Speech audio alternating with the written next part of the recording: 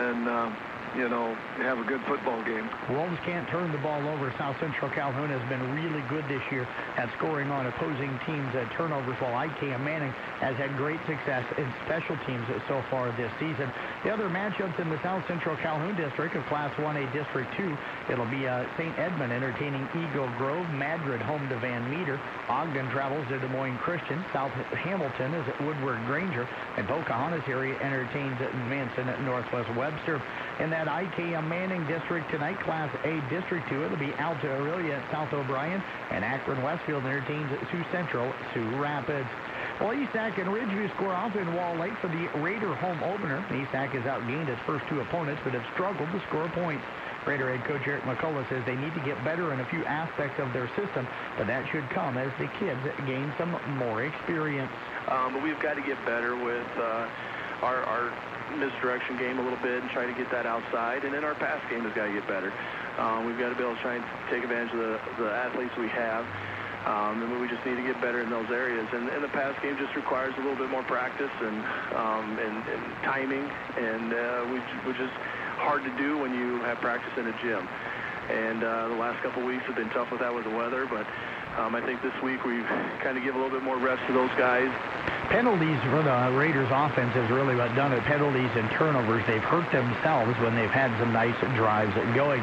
The rest of that Class 1A District 9 scheduled tonight. Missouri Valley's at Riverside. Maple Valley Anthonoto Charter Oak Q travels to West Monona, and Underwood will entertain Tri-Center. We'll step away, take a break. We'll turn our focus over to those big games coming up in 8-man tonight with Caminita and Glen Ralston, and also Audubon, Exira, Elkhorn, Kimmel, and also in action, Coon Rapids, Baird, Arweva. That's coming up next on the Brinks Exterior Preview Show. Do you have a flat roof that's covered with steel or metal? Having problems with leaking and rusting? Brinks Exteriors has the solution for you. Commercial grade rubber coating. This 100% seamless roof system is the only one in the world with elastic stretch that gets up to 4 times its size. UV protectors that don't break down, radiate heat off, and saves your energy costs. It's a no-brainer to call Brinks Exteriors to invest in their commercial grade rubber coating. Call Brinks Exteriors at 792-4045. Two teams in the discussion for a district crown score off tonight in Glidden as the Wildcats host Caminita. Both teams at 2-0 in non-district play, and both have explosive players on offense.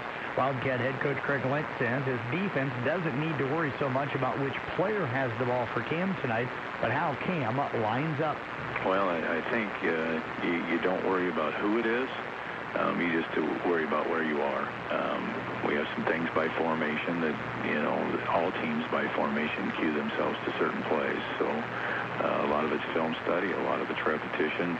I guess I never have in my career gotten really wrapped up with a name on the back of a jersey. It's more about our kids controlling what they can control and being where they're supposed to be. So now Caminita wants to be a little more physical tonight. Glen Ralston has went to that more spread offense, so the Wildcats going to have to match, according to Coach Lenk, that physicality of Caminita tonight. There's also a huge game taking place in Exira, Elkhorn, Kimballton tonight as Audubon travels south to take on their neighbors in Exira, Elkhorn, Kimballton. 5 teams capable of winning this district. Every game is like a playoff game, and a rivalry aside tonight's game will have that feel. Both teams will want to be multiple on offense, and Wheeler head coach Sean Burksfield, he will see different looks from the Spartan defense. Last year they ran primarily man against us, and early on this year they're running a lot of zone, but I'm sure with their athletes and the scheme they've got and the coaching staff, they're comfortable going either way. So I mean, as long as we stay ahead of the sticks and keep them guessing, it's gonna be easier for us. And if they stick us in third and long a lot, it's going to be tough because they got the athletes to make some plays as if they force it into being one-dimensional. Rivalry is going to be a fun one down there tonight. Wheelers need to stay healthy. Got a little banged up last week, but learn they've got some depth, so that should help them with the use of their weapons when they have the football tonight. Coon Rapids Baird looks to bounce back after a close loss to number 2 Newell Fonda last week as they opened district play at Woodbine, who was winless on the season. The Tiger defense has struggled this year, giving up 69 points per game. Coon Rapids Baird head coach Chris Moore says the Crusaders will use the inside run game until the Tigers show they can slow it down. With our dive and traps, that's kind of what we're known for here starting the season off is we're going to run it right up the middle on you, and then we're going to come back and trap it on the edge or, stretch it out to on the edge, and definitely going to keep prying and diving at them and until we can find a weakness and exploit that. Crusaders put up 89 the first week. They could actually score more than that this week. Their offense is outstanding, and they really are dominant in that run game. So look for an explosive offensive night from the Crusaders this evening. One other game in that 8-man District 8 district tonight. It'll be West Harrison at Booyer Valley.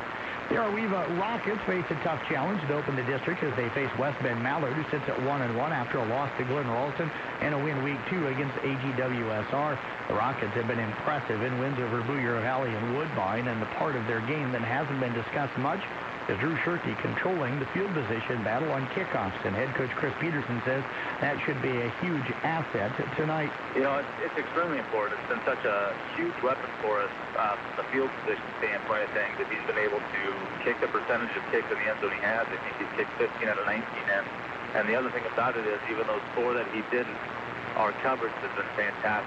I don't think any team has started better than the 20. So, the one kick that he kicked in the end zone against Woodbine on Friday, we still them at the 15. So the starting field position was the same. This may be the biggest challenge so far this season for the Rockets. They've really cruised in their first 2 games. The defense has really been more dominant than I think people anticipated, while the offense has found a ton of weapons, minus Keegan Simons and Drew Shirkey. Guys like Derek Oyster and Wyatt Newman and also the Regaler kid have all stepped up and been fantastic for Arweva on the offensive side of the ball. So look for them to play well again this evening. Elsewhere in 8-man at District 1, Newell Fondas at Clay Central Everly. It'll be Kingsley Pearson hosting at Remsen St. Mary's, and Harris Lake Park's on the road at River Valley. And that is the Brinks Exterior Preview Show for this Week 3. Again, we'll send it out to our respective locations. We've got Harlan at Carroll on 1380 KCIM tonight with Nate Wall and Terry Kasperbauer. We also have the Kemper at Glenwood game tonight on Kick 106.7. That's got Nick Brinks and Doug Waniger on the call, and I'll be down in Manning tonight with Lonnie Miller on 93.7 KKRL as South Central Calhoun takes on the Wolves. Maggie Motors Scoreboard Show coming up for you next. Thanks again for listening to the Brinks Exterior Preview Show on Carroll Broadcasting. Mackey Motors has been serving Lake City and the surrounding area for 50 years, and their #1 goal is still customer satisfaction. Whether you come in to purchase a new Chevy or Buick or certified used vehicle from their knowledgeable sales staff, or maybe get an oil change in their all-new Quick Room, a tune-up in their service department, or have some body work done in their state-of-the-art facilities, you, the customer, are still their #1 concern. Find new roads at Mackey Motors in Lake City, a proud supporter of all area high school athletics. You love your home. Oh, why won't this window open? Well, maybe not all of it. Come on, open! Especially not the outdated, inefficient windows. Fine. Let Brinks Exteriors help you add value and a beautiful finish to your home with new Provia windows made right here in the USA. Provia offers energy-efficient, custom home replacement windows in a number of popular styles. Just call Brinks Exteriors, 792-4045. Welcome back to the Mackey Motors pregame show here on 1380 KCI. I'm Jeff Blankman talking right now with Denny McCartan, the head coach for the Carroll Tigers, as they host Harlan here in Week 3 of the high school football season. And Denny, appreciate you joining us here in the pregame. Oh, my pleasure. Coach, it's been kind of a rough week weather-wise, but sounds like you guys have had a pretty good week, even with the rain that we've had. Yeah, Tuesday it was a downpour, and that's more of an offensive day for us. But, the girls had a volleyball game, so we were able to get in the gym and the resting room and the mezzanine and work through a lot of drills and, kind of walk through some offensive things that we wanted to implement this week. And so, it is what it is. We're all playing in it, and you got to figure out a way to make the best of it. And I thought our kids really did a nice job. And then, Wednesday and Thursday we were able to get down to the stadium and practice on the field there. What are some of the things you worked on then offensively, and maybe what are some of the different things you're looking to implement for this game against Harlan? Well, a lot of it's just trying to fine-tune what you're doing. Obviously we've struggled the first 2 weeks on offense. The numbers don't lie. but we just wanted to make sure the kids are confident in what we were doing. You know, we know that Harlan is going to scout us as well as anybody that sees us all year, and so we want to use that to our advantage. You know, the things, the keys that they're looking for, we just kind of tweaked up a few things to maybe make it a little more difficult and maybe give them a look and then do something else. So, you know, that's what we've been working on. Coach, you guys in a similar vein as with Harlan, you guys play each other every year, so there's not probably many new things that either one of you guys can throw at each other. Well, Harlan's always going to have something new. That's just who they are. So I'm never going to, you know, I'm never going to assume that they're just going to go with what they've been doing. They've always got some little tweak. Next thing you know, they're running a flea flicker in the middle of the field. You know, they're running a reverse out of trips. There's always something that Coach Cohorst does offensively that's a little different than what we expected, and defensively, you know, I know Coach Hoke is down there and some of the other guys. I'm sure they're going to throw some wrinkles at us for sure. Coach, you mentioned wrinkles in offense. Right now, they're balanced offensively between the run and pass, but their run game is really leaning on the Schekinger kid. What have you seen from him on film? He's a big, strong kid. You know, it's just Harlan doesn't rebuild, they reload, and that's what they've got. You know, they had Nick Foss for 3 years. He was a phenomenal running back, just an amazing athlete. He's out playing college football now. And then they reload. You know, they got the Beaker kid at fullback. He's just a horse. So they're going to run their ISO, their weak side dives, their ISOs, their strong side stuff, and with a 215-pound fullback leading and a big kid coming right behind him, that's a load. And then in their passing game, you got the Mulligan kid throwing the ball well. Looks like he's got quite a few targets. What scares you more with their passing game, the short stuff, or I know they used to love to go deep? They love to go deep, and that is definitely a concern for us because they lull you into sleep. The quarterback will a lot of times they use sort of a waggle motion or a boot action, and the next thing he's dropping back 8 yards and he's unloading downfield. And so we've got to get pressure on him. That's just the way it is. If we don't have pressure on him, it's going to be a long night for us. And your defense has been playing well. How do you feel like they match up? Yeah, we feel like our defense has been very aggressive, playing really well, kept us in games, every time. And so, and we've got Coach Rowe and the guys have some wrinkles that they're throwing at him too. And I'm sure that Harlan's expecting that. We're never going to give him the same look from year to year. And so we have to get pressure on the quarterback. If we don't, he's going to do what he did. I believe it was week 1, throwing for 5 TDs or whatever. He's a good one. He's a big, strong kid. He got a lot of reps last year in the absence when there's other guys hurt. And so he's just a really good and seasoned quarterback. What do you feel like has been a strength in your defense so far? I would think linebackers from what I've seen, but part of that could be the defensive line doing their job. I think the front 8 have done a great job. The interior 6 with the 4 linemen, the 2 interior linebackers, they brought pressure from everywhere. I think our defensive ends have raised a lot of cane on the outside and forced teams to try to keep things inside because it's really hard to get outside on those guys with the speed that they have. So we've just been really happy with our interior 6, and then you throw the 2 outside backers in there that have, a lot of pass responsibilities and things like that, but they've done a great job.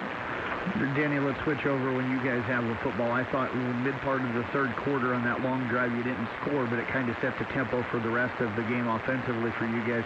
Offensive line looked like it started to kind of find a rhythm last week.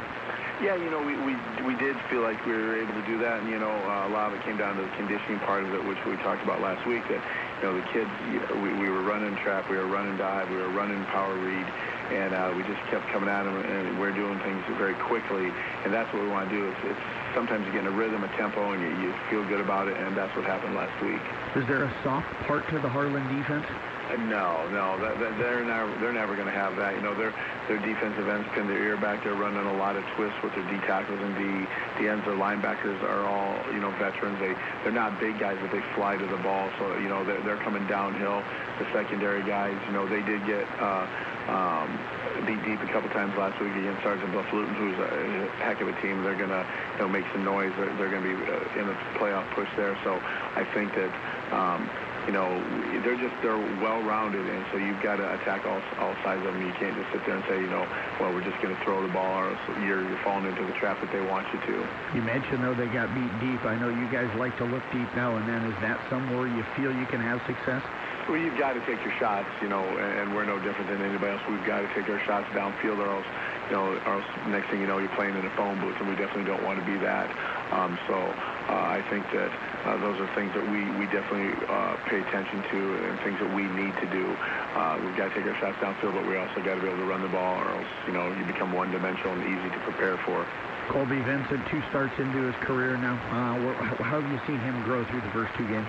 Well, I think he's just more comfortable. He's going to be the starter for Friday night's game, and at this point we're not planning on subbing in Slade just simply because he's starting on defense, and we want kids going one way as much as possible. And plus, I think that Colby's done enough. He's done what he's need to do to earn that job and get the reps, so he's not feeling like somebody's looking over his shoulder. And so I just feel, he's a big, strong kid. He's more comfortable running the ball, and that's what we want out of him. Danny, I know you guys always talk about just being 1-0 the day after the game, but this is another non-district game. Besides the win, what are you hoping to see from your team tonight? We want to show improvement. Every week that's what you hope. If you didn't get better, you got worse. And we don't want to be in that situation. And so we want to, correct the little things, know what we're doing, offensively and defensively, and go hard. You can't fault it. Understands your changing healthcare needs can be difficult. At Stuppy Chiropractic, Dr. Mike Stuppy and Dr. Jack Janning are dedicated to understanding the source of your pain and providing you with the correct treatment. Dr. Stuppy and Dr. Janning will tailor a specific plan to meet your unique health and wellness goals so you can get back to doing what you love. Don't let pain slow you down. Call Stuppy Chiropractic today, 792-6026. Stuppy Chiropractic, providing superior health and balance through chiropractic care. Team Auto Group is a proud supporter of all area sports teams and athletes. It takes hard work and dedication to be part of a winning team. Let Team Auto Group's experienced collision, parts, service, and sales department be your winning team when it comes to maintaining your vehicle or purchasing a new one. Stop by and check out Team Auto Group's selection of Ford, Lincoln, Chrysler, Dodge, Jeep, Ram vehicles. Visit Team Auto Group on Highway 30 East in Denison, or visit their entire inventory online at teamauto-group.com. Team up today.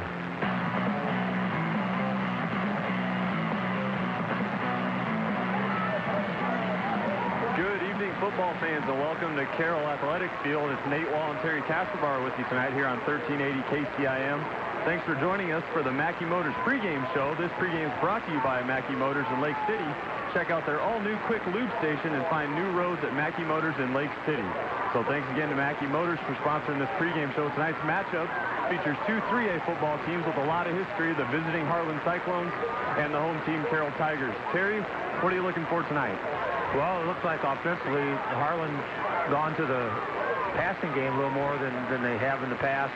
If you look at just the stats the first 2 weeks, the Mulligan kid, the quarterback, is thrown for 9 touchdown passes, 586 yards in 2 games. And on the other hand, the leading rusher, Alex Seckinger, has only got 131 yards.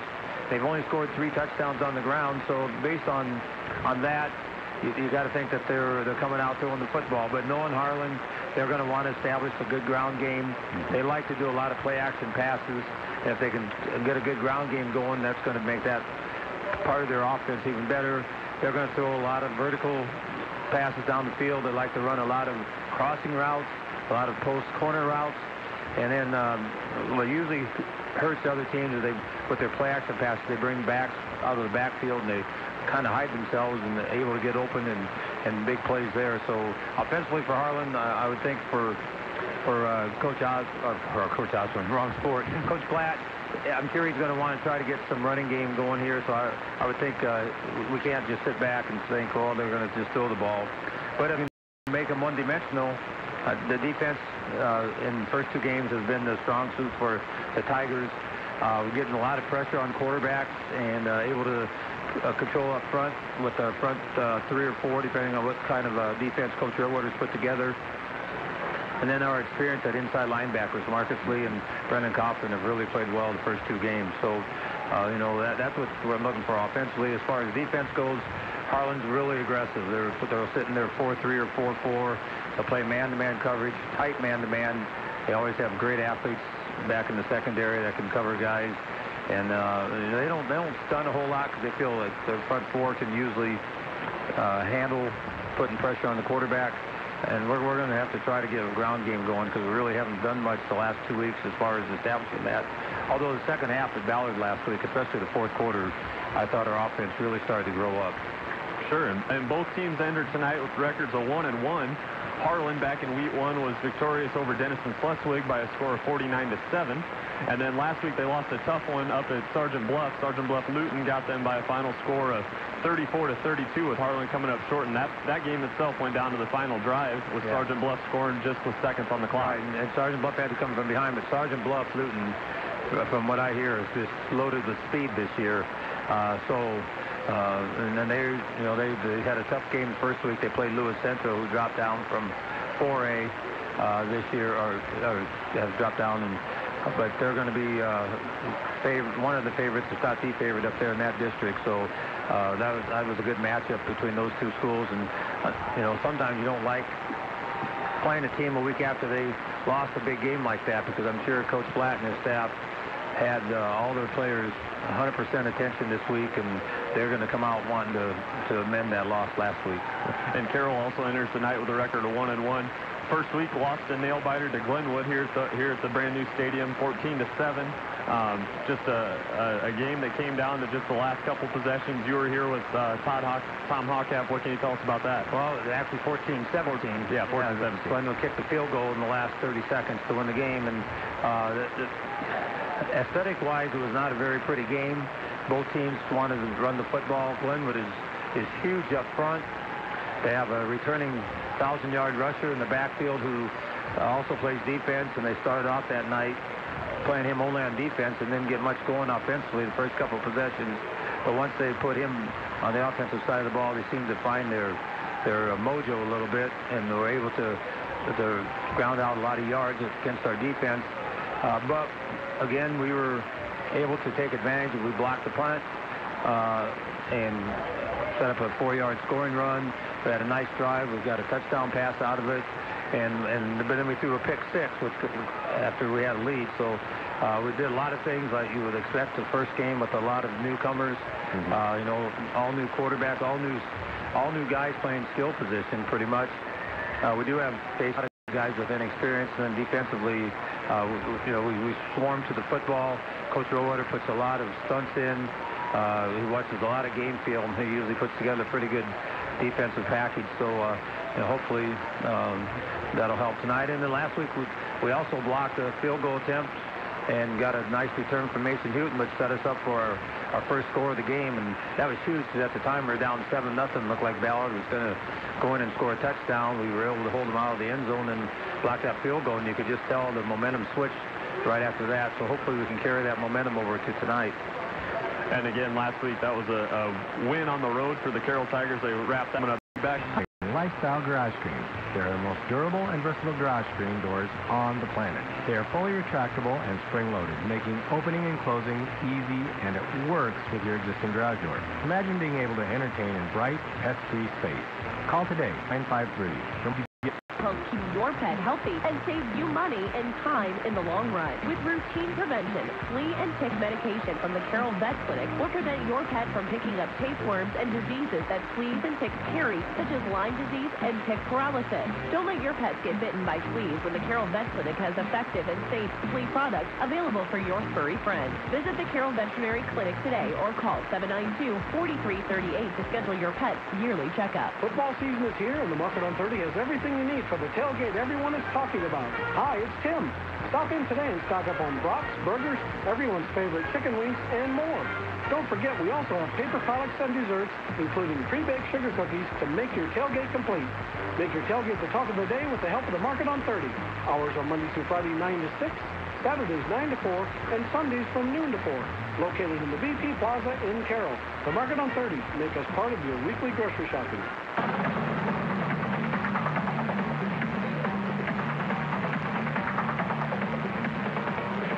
Welcome back to the beautiful Carroll Athletic Field and the Mackey Motors pregame show. This pregame is brought to you by Mackey Motors in Lake City. Check out the all-new Quick Lube station and find new roads at Mackey Motors in Lake City. As the clock ticks under a minute, about 30 seconds remaining here in the pregame. As the captains take the field, we've got captains for the Tigers include number 33, Isaac Smith, Number 50, Marcus Lee. Number 26, got one on there.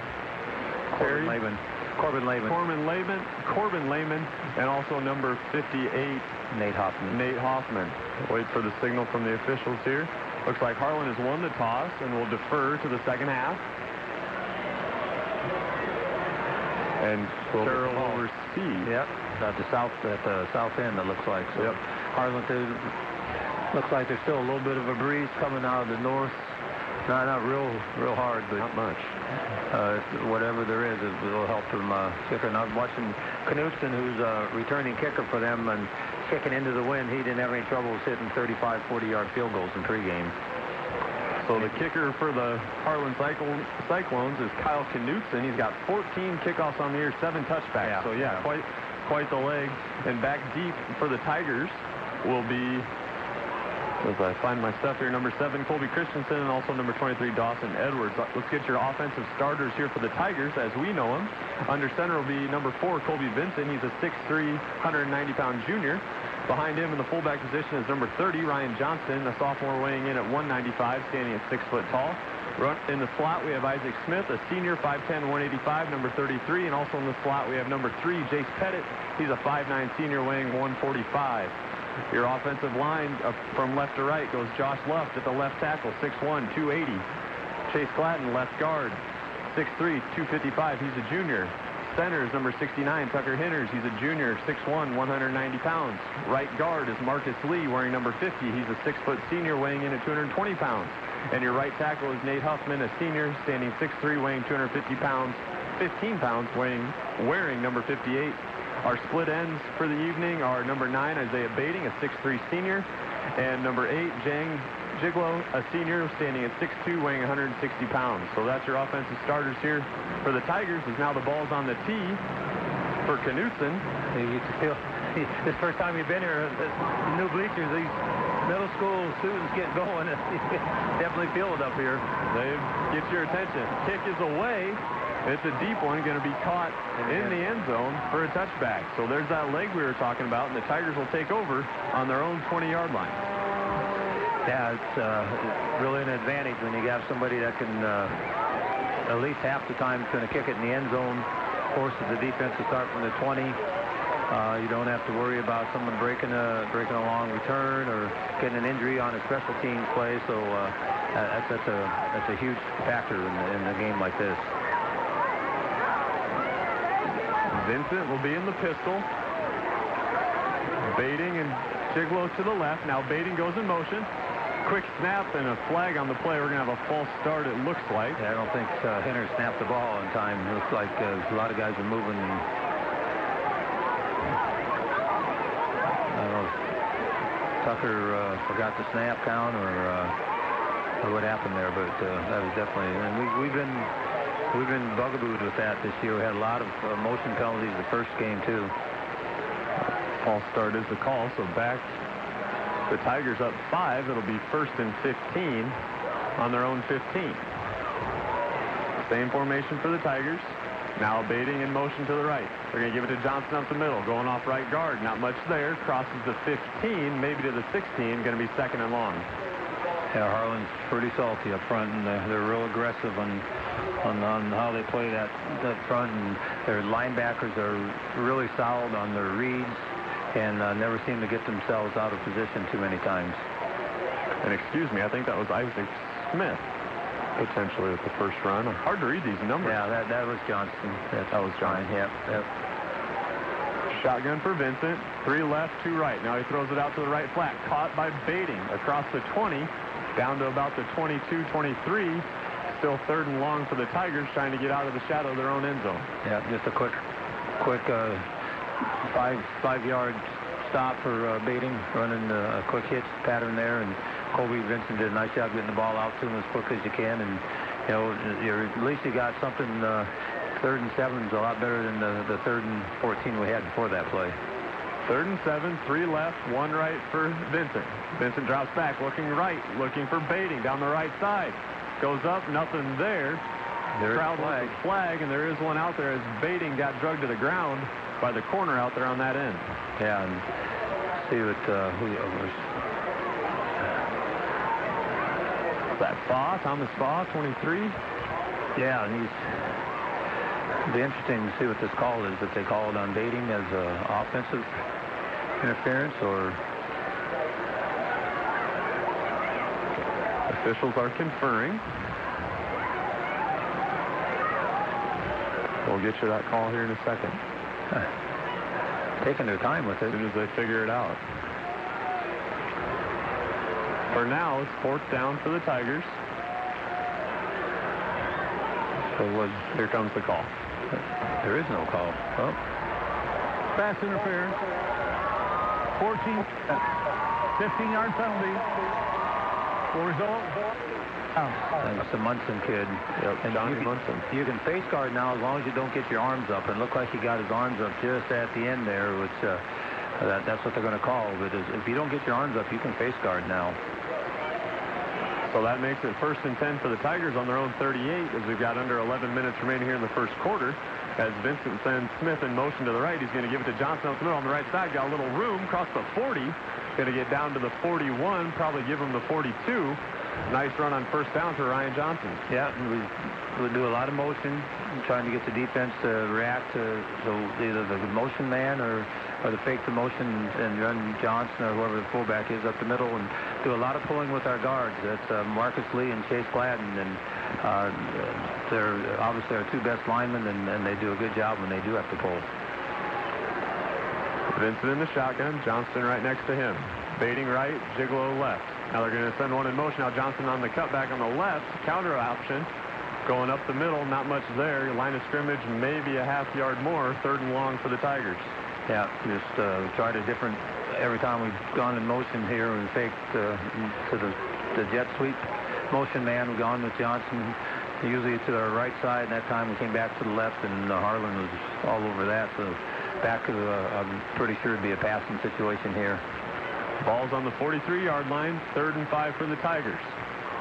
Shotgun for Vincent. Snaps up to him. Looking left. Looking for Gigolo at the 50. Not there. As Gigolo goes up to get it off his hands. Incomplete. 4th down for the Tigers. Yeah, Eli Bolden. Good, nice timing there. Guarding Gigolo man-to-man and timing route. Kobe Vincent did a good job. Got the ball out in time. Just threw it a little too high. It would have been a great catch by Chang. He did get his arms on it, but hands on it, but Bolden is all over him to knock it free. Just a little too extended, unable to haul it in. Isaac Smith will be the punter for the Tigers. Stands at about his own 30. Snaps good. Kick is away. Going to be an end-over-end kick to the near side. Going to bounce at about the 34 and go out of bounds. So the Harlan Cyclones will have 1st and 10 at their own 34-yard line. Yeah, and actually Ty Nissen now has taken over the punting duties for the Tigers, and it came down to basically Ty has really done a good job. The first 2 games, he's averaged a little over 41 yards a punt, actually 42 yards a punt, and that time he does a pretty good job in directional punting, just didn't get enough leg on that one to keep it away from the Harlan return guys. 1st and 7 on the clock. 4. Nice run on 1st down for Scheckinger, and he's tickling the sticks there, just about a 1st down. Yeah, it's right at it. The officials are saying it's just short, so 2nd and less than a yard. Isaac Smith came free that time, just was not able to get a good angle on him, and was able to get this corner turned. Harlan got the outside sealed. That was the 5'11" Hunter Scheckinger. Coach McCartan talked about him in the pregame, said he runs at a pretty hard clip. Now they're going to give it to Scheckinger on the 5, going to get the 1st down, but then met by a host of Tigers. Regardless, it's going to be a 1st down for the Harlan Cyclones on their own 45. Yeah, right now we're going with the 3-man front. We have 4 linebackers with 2 corners behind them, or excuse me, 5. Yeah, 4 linebackers, yes, and then the corners and safeties behind them. That time, Marcus Lee came up and met Scheckinger just past the line of scrimmage, but they only needed a little over or a little less than a yard, and they got that. Mulligan under center, Johnny Munson to the right. Looks like Brett Sears to the left, 2 behind Mulligan in the backfield. And you give it to Scheckinger on the left side, working down, hitting the backfield, drugged down behind the line of scrimmage. He lost the ball. They're going to call a fumble by ground contact, so nothing going for the Tigers. Going to bring up 2nd and long. Yeah, Marcus Lee on a stunt able to get free and did a good job tripping up Scheckinger before he got a full head of steam and actually dropped him for a 1-yard loss. So now you got to be thinking pass play. And our secondary hasn't had to contend with two teams that we played so far, really not a passing team. So it'll be interesting to see how we match up here. 2 left, 2 right for Mulligan. He's in the shotgun. Drops back, looking right. He's got Munson at the 45. To the 50, going to get to midfield and a couple more into Tiger territory. Going to bring up 3rd and about 3 or 4 for the Cyclones. Yeah, and we're playing man-to-man, cover 1. That time, Kylie Tuning was matched up with, he was off a good 10 to 15 yards. They just threw a quick out pattern and just let Munson get upfield and picked up 6-7 yards. Now we got a 3rd and 3, big play. Make sure we don't jump off sides and give them a first down without running the play. 3rd and 3 right in front of the noisy student section. Mulligan in the pistol. 2 in the backfield with him. He's looking left. Now across the middle. Oh, right off the hand. Marcus Leaves. Read that pass perfect. Dropped back into a little bit of coverage there. Read it perfectly. Hit him in a bad spot and ended up on the turf. But either way, big stop on 3rd down. Yeah, and Mulligan is looking for his favorite receiver up to this point. Elijah Bolden, who's coming in the game, has had 10 receptions for about 250 yards and 3 touchdowns. So I'm sure Coach Rowetter was very emphatic in letting those guys know, make sure they know where Bolden's at on definite passing situations. Harlan lines up in punt formation. Knutson's also the punter. He's got it away from the 40, an end-over-end kick, going to be fielded by Giglo at his own 10, and he's dropped immediately by a couple different Cyclones. Number 15, Hunter Mans, is going to take credit for that one. It'll be 1st and 10 for the Tigers at about their own 9. And Jang, who hasn't played football the last couple of years, he's really done a good job. The nice thing, he doesn't let the ball hit the ground. You never know what's going to happen on those punts. But that time he caught it, and 2 Harlan guys had a full head of steam and hit him shortly after he caught it, and he probably hasn't felt like that for a while. 1st and 10 for the Tigers. Vincent in the shotgun. 2 next to him, 2 right, 1 left. Vincent looking right. Out on the edge. Pettit catches it at about the 15. Going to get up to about the 19. Bring up 2nd and short for the Tigers. Nice little play on 1st down. Going to set them up very well. Yeah, and that's something we talked about last week, is that somehow we need to find a way to get a passing game going early so we don't have to always put ourselves in definite passing situation. You get 7-8 yards the 1st down. Now you can do some different things on 2nd and 3rd. You don't have to pass the ball if you don't want to. And, you know, you give yourself the chance to open up the playbook a little bit. So Pettit with the catch on 1st down, brings up 2nd and short for the Tigers. Vincent in the shotgun, Johnston next to him, baiting right. Now they're going to send Smith in motion to the right. Johnson now on the right side, big hole over the guard, across the 20, down to the 25. 1st down Tigers as they're making their way out. Yeah, nice job. And looks like Kate Chabel, a sophomore, who's started getting a lot of playing time last week, leading up through the hole there, as well as Chase Gladden coming from his left guard spot and pulling and leading up to the right side for a nice gain. The Tigers take their signals from head coach Denny McCartan. Vincent's going to be in the shotgun. Behind him is Johnson. 2 left, 1 right. Now Smith going in motion to the right. Going to give it to Johnson up the middle again. Not much going there. Back to the line of scrimmage. Nothing more. 2nd and 10 for the Tigers. Yeah, Carlin's backside defenders really crashed in hard. They came in anticipating Johnson running that same play, and they had their right defensive end, McLaughlin, coming in hard there, and also the right tackle, Fredericks. You know, if we had a play action off that or some fake and ran around to our left side, there would be nobody there. 2nd and 10 for the Tigers. Vincent has 3 to the left, and Johnson in the backfield with him. Baiting is to the right. Looking for baiting the whole way. Caught at about the 27, and pushed out of bounds. Going to be 3rd and long for the Tigers as we get close to 5 minutes remaining here in the 1st quarter. Yeah, just quick out again, and Harlan was there. The outside linebacker started running right towards baiting, and the corner comes up and short gain, but, you know, we're moving the ball a little bit, keeping the clock running. 3rd and 6. It's manageable. 3rd and 7 for the Tigers. 2 left, 2 right for Vincent. Johnston in the backfield with him. Now we'll send 1 in motion to the left. Vincent looking left, rolling left, looking across the middle. He's got Pettit broken up, just about picked off. That's number 23, Thomas Spa, on the defense. And we're lucky that didn't go any further than that, as the Tigers run the punt formation out there. Yeah, Jace Pettit basically became a defensive back there. Did a nice job knocking that ball away from Fa. So we get a chance to live for another down, punt the ball away. Hope maybe we can get a better punt off this time and get Harlan pinned back farther. Vincent did a good job of handling a hot snap and rolling to his left. Just not much there for him. Snaps to Nissen.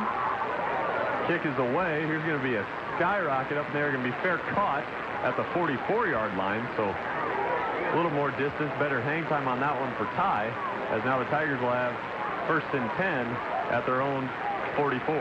Yeah, nice high punt. Ty Nissen did a nice job getting up there and high enough that Munson had the fair catch and had no chance for a return there. So now we'll see. Be careful here of play action right away. Harlan didn't show any play action that first series, but I wouldn't be surprised to come out here first down, and they're in a running formation. This is when they like to run play action. Mulligan under center, 2 behind him, 1 left, 1 right. Mulligan's running the play action. Lots of pressure up the middle from the Tigers as he's flushed out. He's going to throw it away. Flushed out, and that ball got back to the line of scrimmage. Good play by Mulligan to work his way out of there. Mason Houghton coming in from his defensive end spot on the left side, and he really showed his quickness there, and Isaiah Bating on the right side. And close to, you don't have a rule in high school like you do in college or pros where you can throw the ball, but he was definitely outside the tackle box there, but there was a receiver coming back for the ball, so officials let it go and just called it incomplete. And Houghton was there in a hurry, so good job by Mason. Mulligan going to be in the shotgun. 1 left, 2 right for him. 1 in the backfield next to him. I believe that's Schechinger. Now they're going to send 1 in motion to the left. They're going to give it to Schechinger on the left side. Gets the edge, not much as it closes up fast. I believe that's Bating. Closing the gap in a hurry. Going to bring up 3rd and long for the Cyclones. Now some extra action over there from some Tigers and Cyclones. Yeah. 54, Arkfeld and Cochran. And a little tussle out here, and Jang thought he had to get involved, so his reward for that is he gets to stand on the sidelines, and Pettit's going to replace him. Yep, but now some coaches are going to get involved too. So. Yeah. 3rd and 6 for the Cyclones. They're at their own 47. Shotgun to Mulligan. 2 left, 2 right. 1 in the backfield. Schechinger stays in to protect. Mulligan looking right, going deep. Coming back to it is the wideout, broken up by Pettit. Great defense by Jace as he steps onto the field for that play. Number 24 was the intended receiver. That's Eli Bolden, the favorite target, and incomplete, brings up 4th down. Yeah, that was a nice play. Nice play by Jace, coming in just off the bench for that. Now Jang's got to be in. They're going to let Jang come in for the punt return. He got his one. You better hustle. One play scolding there. Punt formation for the Cyclones. Knudsen stands at his own 35. High snap, floating. Lots of pressure from the Tigers. He gets it away. It's a beauty.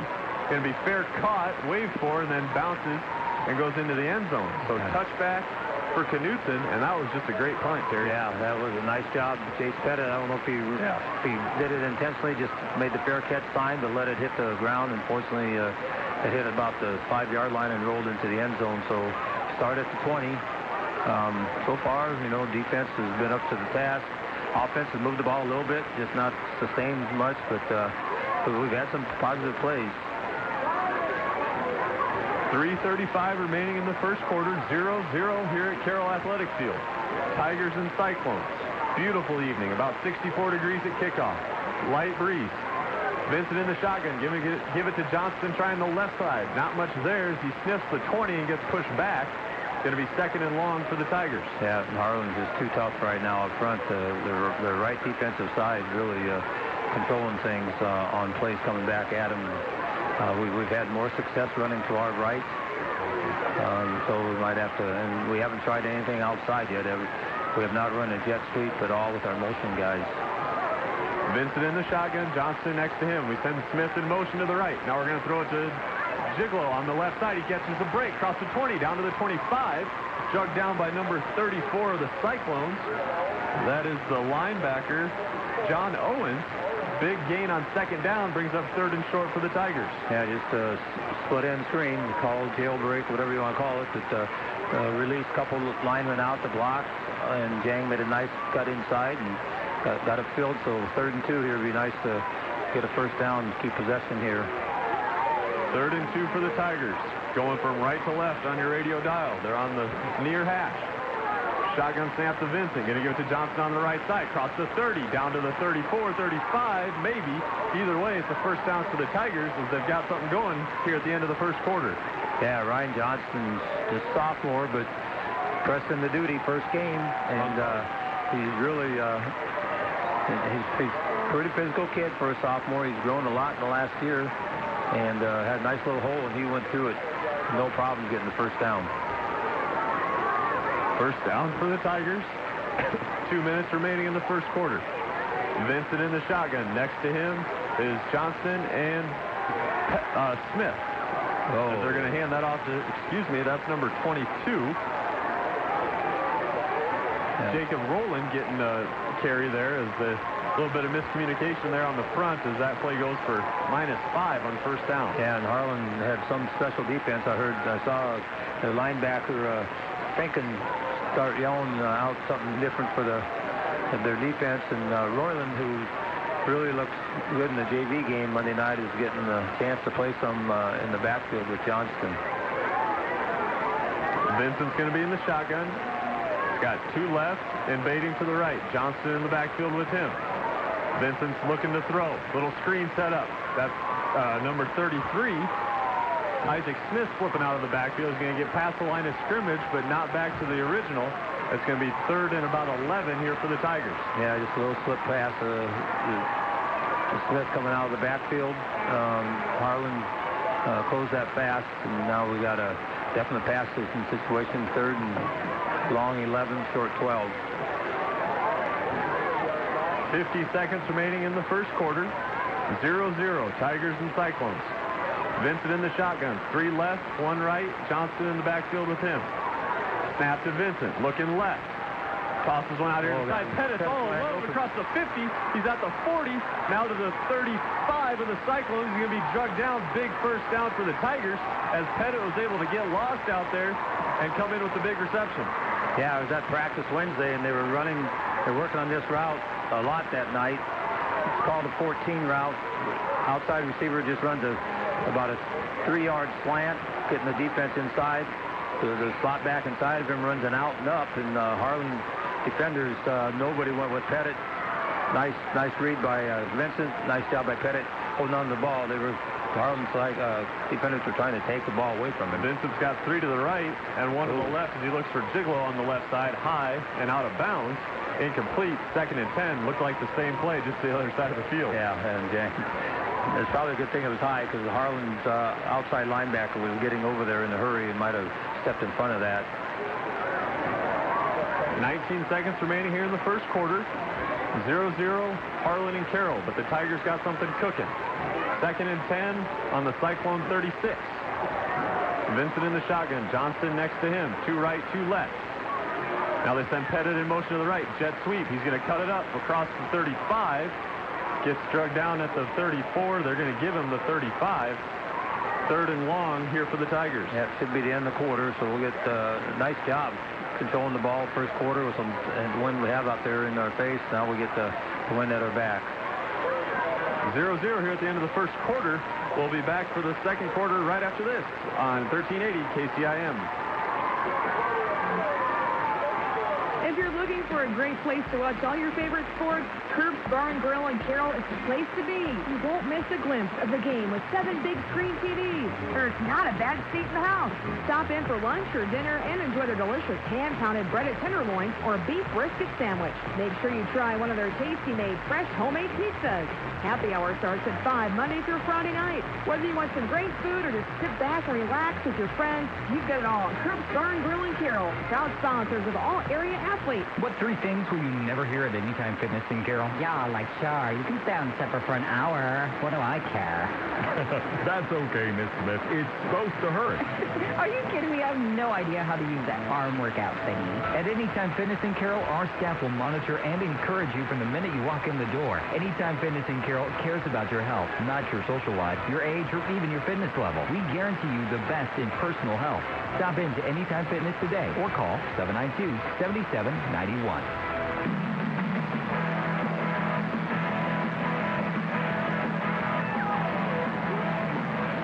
Welcome back to the Carroll Athletic Field for the 3A football matchup here between the home team Carroll Tigers and the visiting Harlan Cyclones. The Tigers have something going here as they've got 3rd and 9 on the 35 of the Cyclones. A couple of nice plays on 3rd down, setting them up for a little bit of magic here, and hopefully they can convert again. Yeah, unless we get sacked or lost here, I would think this is a 2-down territory for us. We're not going to punt from in here when too far away for a field goal attempt. So we don't have to get all 9 yards here, but get as close as we can and see if we get it on 4th down. Shotgun to Vincent. He's looking deep down the right field. Defender falls down. Bating catches it. Touchdown, Tigers. Isaiah Bating with the touchdown to get the things rolling here for the Tigers. Yeah, that's what you do one-on-one with Bating and Gigolo on the outside. A couple of 6'2", 6'3" athletes with pretty good wingspan. You just throw the ball up. Bating adjusted to the pass. Bolden tried to, and he slipped and fell, and you can't blame the field. So with all the rain we've had, it's out of factor now with our new turf on here. So a big play. Nice job by Vincent just getting the ball out there and let Bating make a play. And Vincent took a lick. He paid for it, but delivered 6-0, and the point after attempt forthcoming for Max New. Snaps high, and it's down. Unable to get a hold of it is Max New as the ball's going to hit the turf and get drugged down is Jang Gigolo. So the score will stand 6-0 with lots of pressure there from the Cyclones. Yeah, that was just that looked like a good snap. I think Jang just dropped the ball, and touchdown we scored last week at Ballard, the snap was a little high, but it wasn't bad, and that one went through Jang's hand last week. So that's 2 in a row we mishandled the snap on, and Max has really been kicking the ball well. The 2 extra points he kicked the first week were right down the middle and deep, and he's had a couple touchbacks on kickoffs, and he's been doing a good job kicking the ball deep and high, helping out our special teams on kickoff too. So 6-0, Tigers over Cyclones. 11:54 remaining here in the first half. 10-play drive ends with 6 for the Tigers, and that's kind of what we're going to be looking for here the rest of the night. Just a nice grinded out couple of big-time conversions, and definitely the way the Tigers want things to go. Yeah, and done a nice job mixing up pass and run, and you know, we're not built to get 35, 40-yard runs. We just don't have that type of speed anymore. But we can just get 5, 6 yards and turn out 1st downs, and that's the best drive we've had all year. And that's a good thing to see here in week 3. Max New ready to kick it off. He's got 6 kickoffs on the year, 2 touchbacks, so a good leg here for Max. Kick is away. Going to be fielded at the 10-yard line by Sears. Sears working the far side. Across the 20. Going to be drugged down at the 21, so good coverage there by the Tigers. It'll be 1st and 10 for the Cyclones on their own 21-yard line. Yeah, Jace Pettit on the outside out there, making sure Sears doesn't get outside of him. And Luke Woosley coming in from the middle did a great job. And, you know, that was about an 11-yard return on Sears, who going into today, he's had 6 kickoffs, 6. He's only averaged 6 yards. He's more a punt return guy. Bolden is the guy that they want to return kickoffs. But a lot of speed nonetheless, and able to get wrapped up. Mulligan under center, 2 behind him. They're going to give it to Scheckner on the left side. Hole closes quick as he crosses the 20, gets to the 22. 2nd and long for the Cyclones. Yeah, and our defense has really been playing well this year. You know, it starts with those 2 middle linebackers who got a lot of experience last year, Marcus Lee and Brendan Cochran.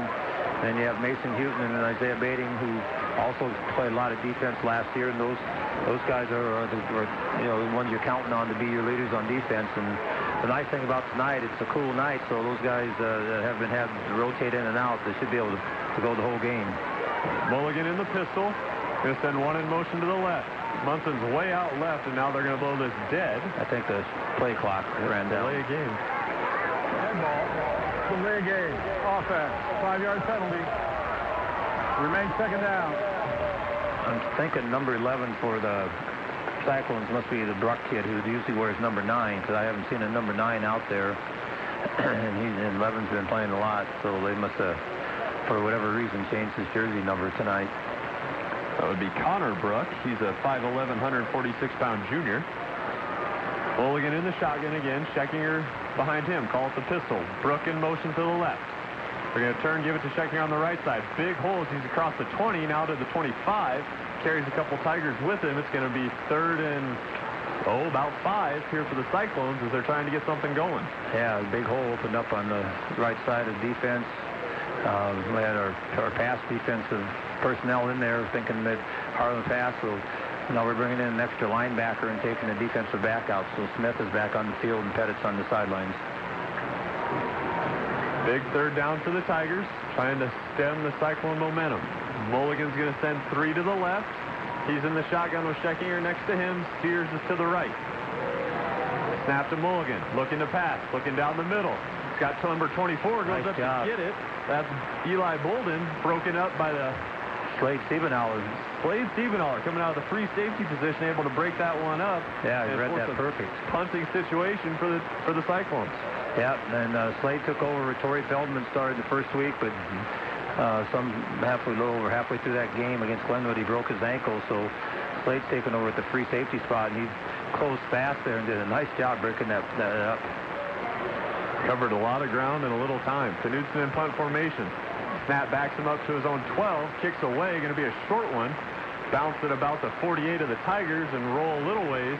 Going to be downed at the 44-yard line, so the Tigers going to have good field position to start their second drive of the second quarter. Yeah, nice job. I think Knudsen with the bad snap, felt if he took too much time, it would be too much pressure. If we had a punt block going that time, we would have got it, but we didn't, and he punted probably a little quicker than he needed to and didn't get off a great punt. Now we have decent field position. See if we can take advantage.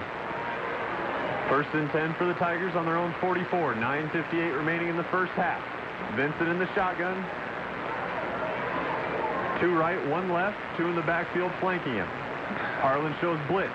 Now they're going to give it to Vincent on the keeper up the middle. Maybe a broken play, maybe not. Vincent cuts it up, gets to about the 45. Second and long, forthcoming for the Tigers. Yeah, I think that was a mix-up somewhere in the backfield. Somebody, and I see Johnston and boy, those numbers, you're right, they are hard. They are hard. Is that Royland in there? Yeah, Royland's coming out now, and Stable's coming in, so we'll just have one. We got Johnston by himself in the backfield. Yep, Johnston in the backfield. Smith is in the left slot.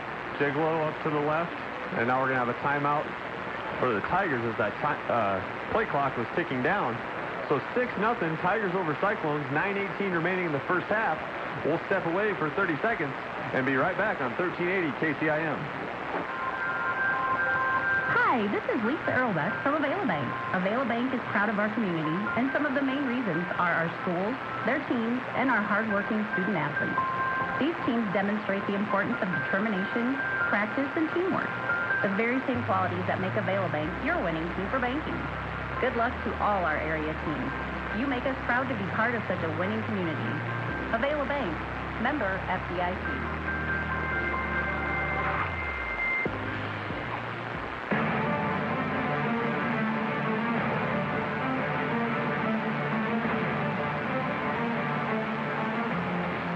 Nothing. Tigers over Cyclones. Nate Wall and Terry Kasperbauer here with you on 1380 KCIM. Thanks for joining us this evening. It's going to be 2nd and 9 for the Tigers on their own 45 as they send Bating in motion to the left, and now Coach McCartan gives a little instruction and tells him to keep moving. Oh, we got too many guys. Oh, boy. We hopefully don't run a pass play. A little unbalanced here. Johnson now's working to the right, across the 45, pushing, grinding, not much there. Gets to the 46 if they give it to him. Going to be 3rd and long for the Tigers. Yeah, now what you want to see coming out of the timeout. We had Gang and Isaiah on the same side. They were both on the line of scrimmage, so you knew it couldn't be a pass play because we would have had somebody ineligible. A little more organized now are the Tigers. 2 to the right, 2 to the left. Vincent in the shotgun.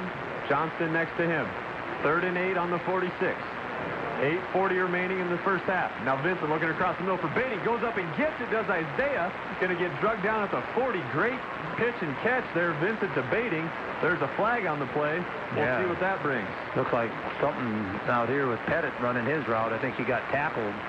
They were trying to run the same play they ran before when Pettit had the big gain. Now Harlan seems a little excited. Harlan's defender came up, and I think he tackled Pettit so he couldn't get an out-and-up route run. We get the official word. Well, they're marking it off against the Tigers. Pass interference. Number 3 offense. 15 yards from the previous spot. Repeat third down. Called Pettit on pass interference, running his out route and trying to go up the field. And the Harlan defender was there, and evidently he was not even going to be a part of the play. That's the unfortunate part. The pass wasn't even close to where Pettit was. So the head scratcher brings up 3rd and a mile for the Tigers, as they've got the ball now marked on their own 31. It's going to be 3rd and 23 with about 8.5 minutes remaining here in the first half. Vincent in the shotgun. Johnston and Smith in the backfield next to him. Baiting to the right. And now we've got some confusion on the field. We'll see what happens here. We get an explanation or not. I was talking to Jang. I don't know if he's got blood or the equipment problems. Something. The new rule this year is, in the past, if you ran a play with the equipment problem, there was a penalty. Now, if they catch it, you got to sit out a play. And you can't take a timeout, so... Colby Christensen now making his way onto the field. He'll go wide to the left. Vincent still in the shotgun. 3rd and 23 for the Tigers. Vincent now running option to the left. Pitches to Johnson, who's got to get back to the line of scrimmage. Not going to get there. Going to be 4th and 24 now for the Tigers. There's not much going on that drive, as the penalty kind of took the wind out of the sails. Yeah, and you get 3rd and 23. You don't have too many plays in your playbook.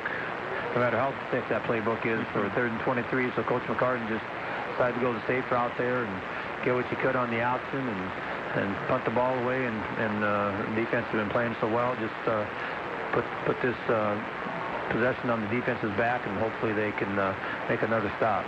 Punt formation for the Tigers. Remember to stay tuned this halftime for our halftime show sponsored by Roselle Mutual Insurance, as they'll bring that to you here in about 8 minutes. We're missing some guys.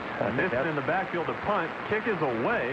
Nice high arcing kick for Nissen. Going to be caught at the 35. And Munson trying to work his way upfield. Across the 40 to the 45. Going to be drugged down at about the 48. Carrying a couple Tigers with him. Didn't get into Tiger territory, but he's darn close. 1st and 10 for the Cyclones. Yeah, we only had 10 guys out there, so we're pretty fortunate that missing that one guy didn't cost us more, but it did, Harlan definitely got the better of the change of field possession here, and now the defense has really got to buck up and get a stop here. 1st and 10 for the Cyclones on their own 49. 7:40 remaining in the first half. 6-0 Tigers over the Cyclones. Nate Wall and Terry Casper are with you this evening. And now we've got some, I don't know what going on. Problems with the chains? No, we didn't have enough. We didn't. The offense. 5-yard penalty will be declined. So we didn't have enough guys on the line of scrimmage because we only had 10 out there. So we finally counted. Yeah. 1st and 10 for the Cyclones on their own 49. Mulligan in the shotgun, checking her next to him. 2 left, 2 right. Passing formation for the Cyclones. Mulligan drops back, looking right, now looking left. Looking for Sears on the near side. Pass falls incomplete, led him a little too much. Sears maybe ran a little too deep. Incomplete, 2nd and 10. Yeah, he did a nice job. Christensen, Woosley, and Slade Siebenauer, 3 defenders all on the 2 Harlan receivers on this side. And right now, we've got the Harlan passing game really struggling to find an opening against our defense. And we're giving Chase Gladden a breather here, putting in the sophomore Carter Vanami at nose tackle. We're just playing a 3-man front. We've got Pettit coming in now. Looks like Harlan may be taking a timeout. We'll step away. 6-0 Carroll over Harlan. 7.5 minutes remaining in the first half. We'll be right back on 1380 KCIM. This is James with Jets Outdoor Power. Whether it's hitting the golf course, cruising the town, or transportation for event, Jets is your full-service golf cart headquarters. We carry 2, 4, and 6-person golf carts and have custom accessories for all. With sales and service on all major brands, you can't go wrong when you partner with us. Check us out on Facebook or stop by. Jets Outdoor Power. Sales, service, fun. Highway 30 West in Carroll.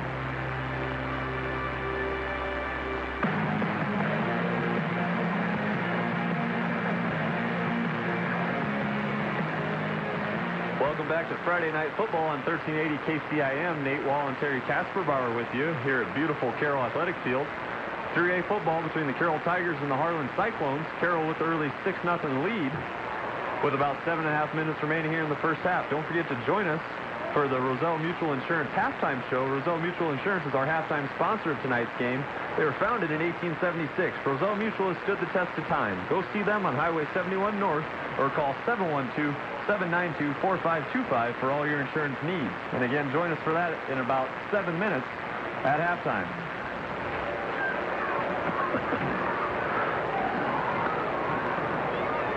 Shot under center is Mulligan. 2 behind him. Giving it to Schechinger on the left side. Cross the 50 into Tiger territory, then met hard by a couple of different Tigers. Going to be dropped, bring up 3rd and long for the Cyclones. Yeah, it looked like he had a hole, and all of a sudden he was stuffed pretty hard, and I'm not sure who was all in there.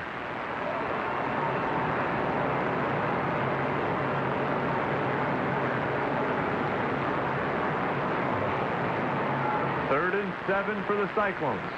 Ball on the Tiger 48. You can hear this crowd jumping on the bleachers, making lots of noise. 2 right, 2 left. One in back out for Mulligan. Find the back. That's the play that they like. Down the sideline is Schechinger. He's caught it. He's crossed the 20, crossed the 15, 10, 5. Drugged down and in is Schechinger. Terry called it. He snuck out right down the side.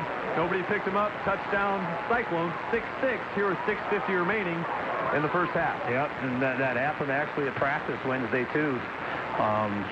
Schechinger basically goes in motion and just goes about as close to the sideline as you can get without going out of bounds, and he just heads straight upfield. And if somebody's with the cover 1 or man-to-man, somebody's responsible for him, and if you don't get there, what happens is what happened right there. Point after attempt coming from Knutson. He's 9 of 10 on the year. Snap is high, hold is down, kick is good. 7-6, Cyclones over Tigers here with just under 7 minutes remaining in the first half. Yeah, and I'm sure it was one of the linebackers' responsibility to take it back, and a couple of the linebackers are having a discussion about it right now. Not sure whose man it was supposed to have been.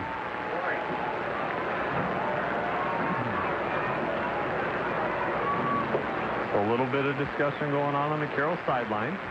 And the way his body language tells me it might have been Marcus Lee who, is probably our best player coming into tonight's game.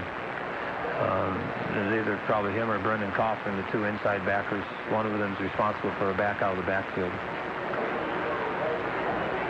Kickoff formation for the Cyclones. Knutson tees it up. Back deep for the Tigers will be number 23, Dawson Edwards. He's a sophomore, and also a sophomore wearing number 7, Colby Christensen.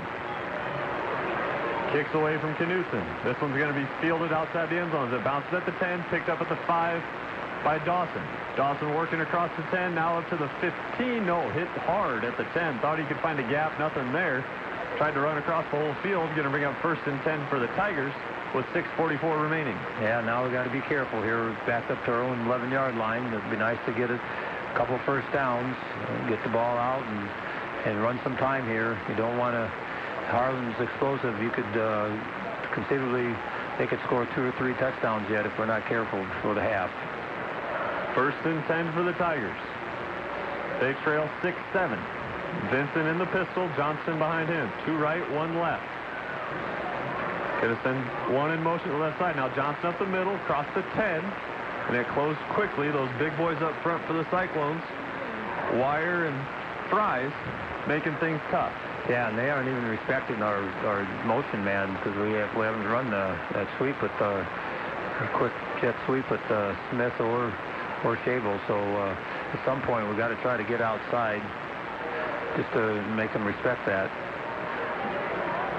Now I see 9 on the field, so 11 must not have been Bruck. So now I'm really confused on who 11 would be. I have to talk to our scout team producers. Vince in the shotgun, rolling right, looking across the middle for Pettit. Throws it up, picked off. Floats over Pettit's head. That's going to be picked off by number 23, Thomas Fa. As Vincent kind of laid it out there for Jace, and Jace unable to go up and get it, but Fa was going to be 1st and 10 for the Cyclones, just like you were saying. They've got 1st and 10 on their own 30 on the Tiger 32. Yeah, and Pettit had inside position there. If throw was down where Jace could have caught it, he would have had his 1st down. But it was overthrown, and Fa was right there to pick it off. And now we got Chase Gladden back in on defense to help shore up the middle of the field. 6 minutes remaining. 1st and 10 for the Cyclones in Tiger territory on the 32. Mulligan under center. Now they're going to give it to Sears on the left side, trying to work on the edge. He dances back, forced back inside, gets across the line of scrimmage. There's a flag on the field. Danny McCartan's pointing backwards. Yeah, I'm pretty sure there was a hold or a clip. I saw somebody reaching out. Just a tight end reverse of Harlan likes to run a tight end counter, and we were ready for it. So well played by the Tigers. We'll get the official call. Holding, 24 wide. So holding is the call. That'll back them up. Yeah, and there's 2 yards behind the line of square yard behind the line of scrimmage, so they'll go back 15 from there. Or I guess 10 on holding, yeah. So now 1st and 10 goes to 1st and 21 on the 44-yard line. That's the important part, kind of getting them out of the shadow of the goal line there. Shotgun set for Mulligan. 2 right, 2 left. 1 in the backfield with him. Mulligan looking right. Now looking on the right side. Going deep. Nothing there as that ball's incomplete. Receiver in a little bit deeper route than Mulligan expected. He was pressured. Ball's incomplete. 2nd and long for the Cyclones. Yeah, and we've really done a good job on their main receivers coming into the game. Holding Bolden and Sears and Munson down. Just a long touchdown play to Seckinger coming out of the backfield. And you got to think they're going to try that once again here, probably sometime before the half. The other thing, Harlan, they'll always have a trick play, a little hook and ladder or flea flicker type thing in their playbook too. Mulligan, shotgun snap, 2 right, 2 left. Now they got a screen set up for Seckinger. There's nobody in front of him. Cross the 40, going to be down to the 37. As we only rushed 3, lots of space out there, and Seckinger makes the most of it. Still not back to the original line of scrimmage. Going to be 3rd and long for the Cyclones. Yeah, nice job. I don't know if that was Tyler Tuning or who that was that came up and made a nice tackle in the open field to prevent Seckinger from getting more than what he got there. Seckinger is next to the quarterback. It's the play like to run him out of the backfield on. 2 right, 2 left. Shotgun snap to Mulligan. Mulligan looking deep. Looking left for Sears. Defended by Pettit. Goes up. Neither of them get it. Falls incomplete. Going to be 4th and 15 here for the Cyclones. Yeah, and that was actually Kobe Christensen out there. Kobe did a nice job defending Sears. He was in great position, and Mulligan just kind of threw it up there, and great job by the defense. The offense had put us in a hole, and now defense, you just got to be careful here that there's not a trick play or a fake punt here. Harlan's figuring they're inside our 40 that they might try something. 5.5 minutes remaining. Knutson in punt formation. Back deep for Chiglo and Christensen. Snap to Knutson. Kick is away. Fair catch called for and bobbled, but caught at the 10. That's going to be Jace Pettit downing that 10-yard line. The Tigers will have the ball with 5:26 remaining in the first half. Yeah, nice job by Jace, because Harlan had guys behind him. If he let that go, it probably was not going to go in the end zone. Probably would have had it our ball inside the 10. Now we're right at the 10. Harlan's got 2 timeouts left, so it might not be a bad idea to run the ball. And if they want to take timeouts, force them to take it on defense. Tigers, eyes on the sideline, receive the play. Vincent's going to be in the shotgun. 2 next to him. 2 right, 1 left. That's Chiglo. Shotgun snap to Vincent. They're going to give it to Smith, working the left side. Gets across the 10, maybe back to the line of scrimmage. Ran a long ways for not much. Yeah. Second and long. Yeah, Harlan showed their defensive team speed there. They had a lot of guys pursuing, and Isaac not able to get the corner turn there. So used up some time, stayed in bounds, but we got 2nd and 10. 2nd and 10 for the Tigers on the near hash, working left to right on your radio. I want to thank everybody for tuning in tonight, whether you're on the radio or streaming us at 1380kcim.com. Vincent in the shotgun, looking right for Bading. Now Bading's on the go, throws it out for Bading. He's going to have to go up and get it. Tipped away as Isaiah turned D-back, knocking it away from the defender. Going to bring up 3rd and 10 for the Tigers. Yeah. Munson did a nice job staying with Bading on his out and up route, but Isaiah took I think it was supposed to be just an out. Munson was all over him, so he just turned it upfield, and Kobe threw it up there, make kind of a jump ball.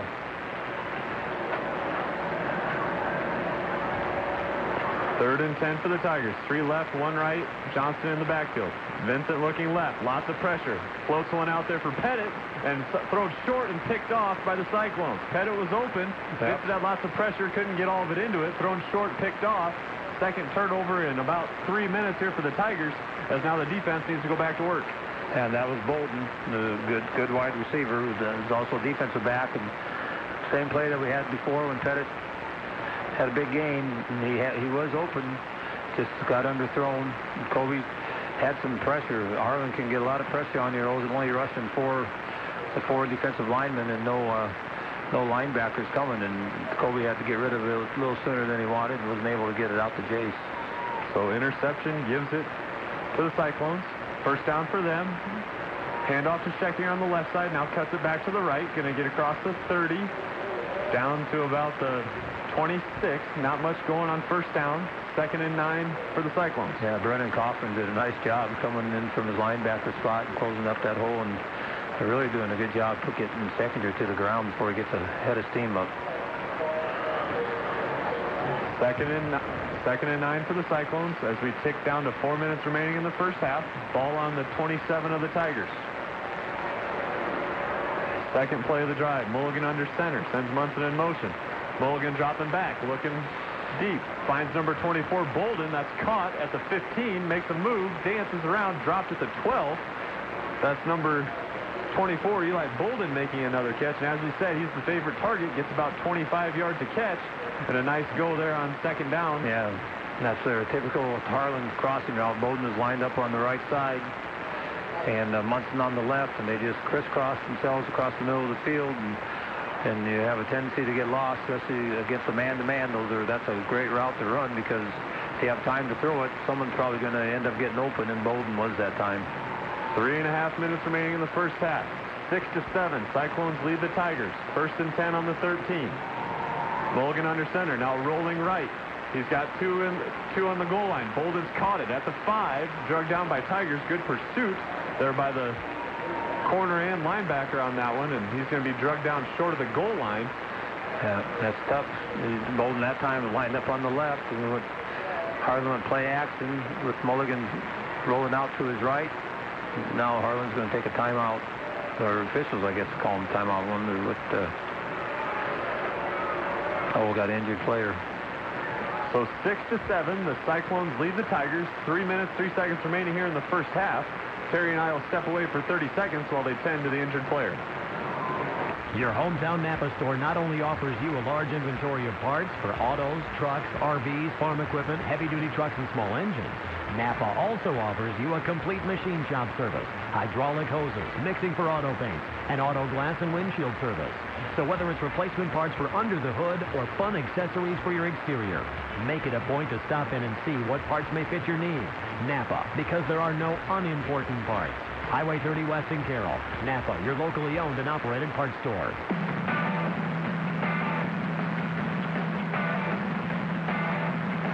It looks to be number 24, Eli Bolden, who was a little shooken up on the play, but he got up under his own power and was able to make his way to the sideline.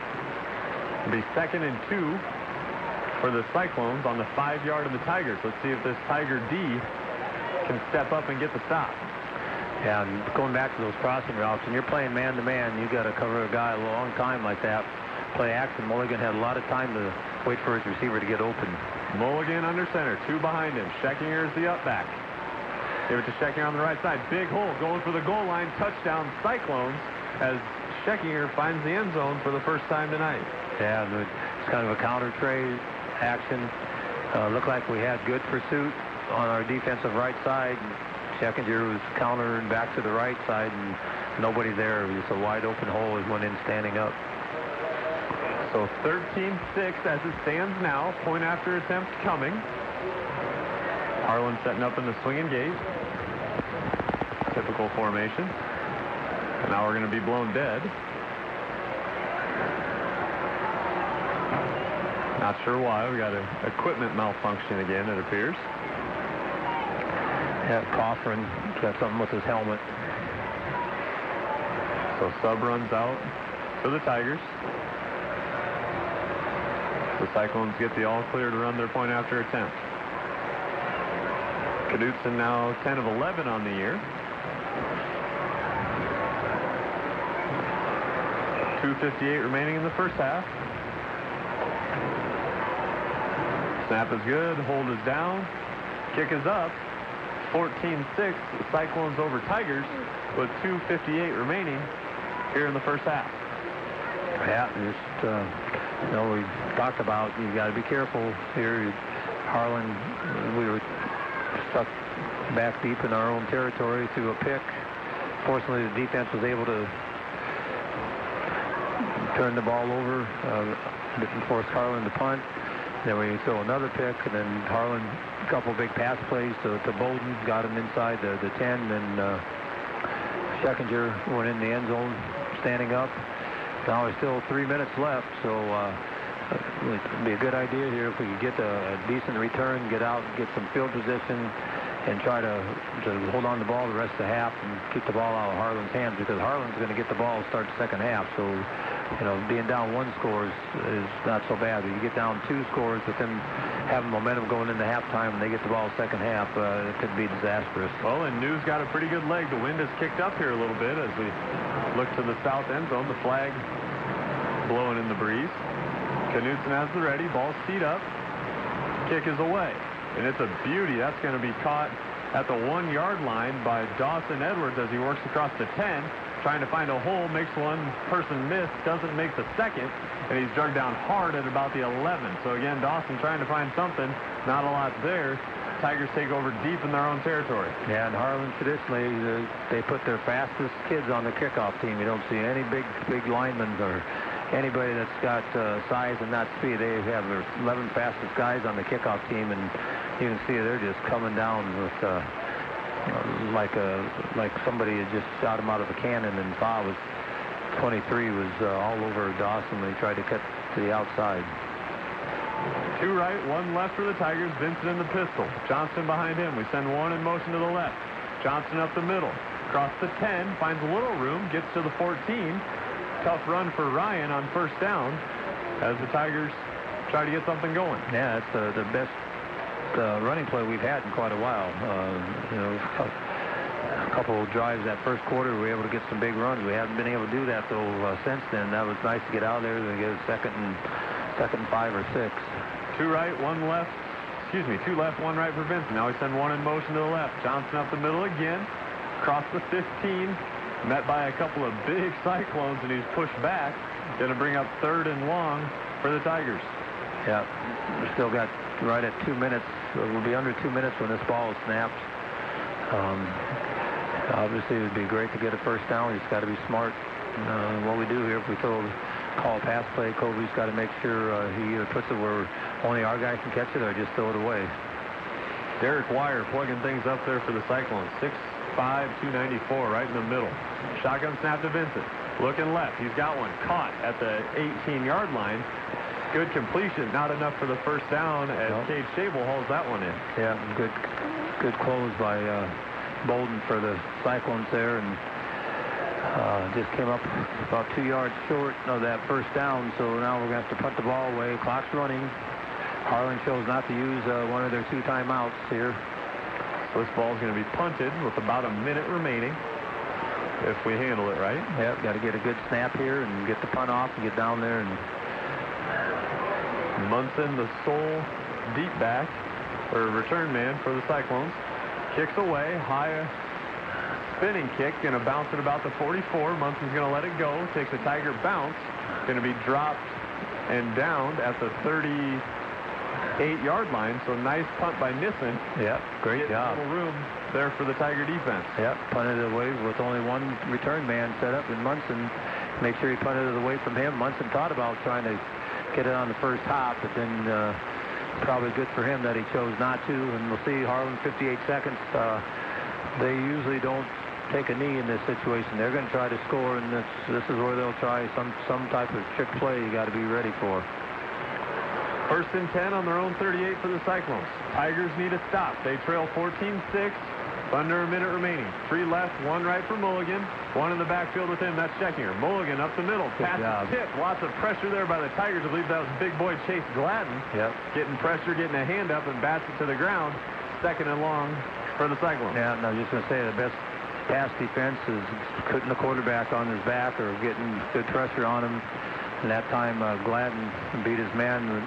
And we didn't stun anybody. We just rushed the 3 guys up front, but Chase was able to get by the center and guard who were trying to keep him away. Tighter formation now for the Cyclones. Just 2 to the right. And the back out again. Scheckinger running deep again. Same play. Running with him now is the linebacker Luke Woosley. Well defended. Incomplete. And a good job of learning for the first time was the Tiger D. Yep, nice job. That's a great job by Woosley there, and everybody else guarding their man, and Woosley step for step with Scheckinger. And they had cleared it out for him, too. Yeah, that was a one-man route. Yep.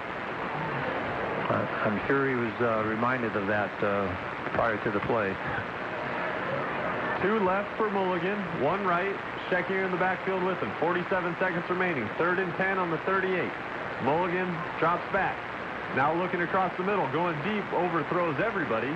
Incomplete pass, 4th and 10 with 42 seconds remaining in the first half. Yeah, and Chase Gladden fighting his way through there. He's the Harlan offensive lineman having a hard time containing him on those pass plays. At 6'3", 255, I think there's a lot of people that have a hard time. Yeah, he's a special player. He's got a motor too, and he's a fun kid to watch and a great kid to coach. He was a good kid to have in the classroom. Yeah, but you take 25 of those. Knutson back in punt formation. Snaps a little high, kind of some pressure, not much. Good kick is away. Gonna bounce at the 31. Tigers need to get out of the way as the Cyclones will down it at their own 26-yard line. Yeah, best field position we've had in a while. In the last 3 possessions, we've been well inside of our 20. So now we got a little bit of room. I would think we'll probably be content running the ball and trying to let the clock run out here and go into halftime down 8 and regroup here and talk about what we can do offensively, especially the second half. Don't forget to join us for our Roselle Mutual Insurance halftime show, where Terry and I will recap the first half action and look forward to the second half. Vincent in the pistol, Johnston behind him. 1 right, 1 left. Johnston going to work on the right side. Cross the 25, down to the 30. Nice run for Ryan. 26 seconds remaining. Could be the last play of the first half. Yeah, it'll be interesting to see. Coach McCartan's got some hand signal going there, but I think Tigers are going to go fast. I think that means we're in the same play. Yep, same play. Johnston up the middle, working on the right side. Gets back to the line of scrimmage and a couple more. And that will be the last play of the first half as Johnston falls forward for 2 more yards. Yep, nice job just getting out of there, and a pretty good half.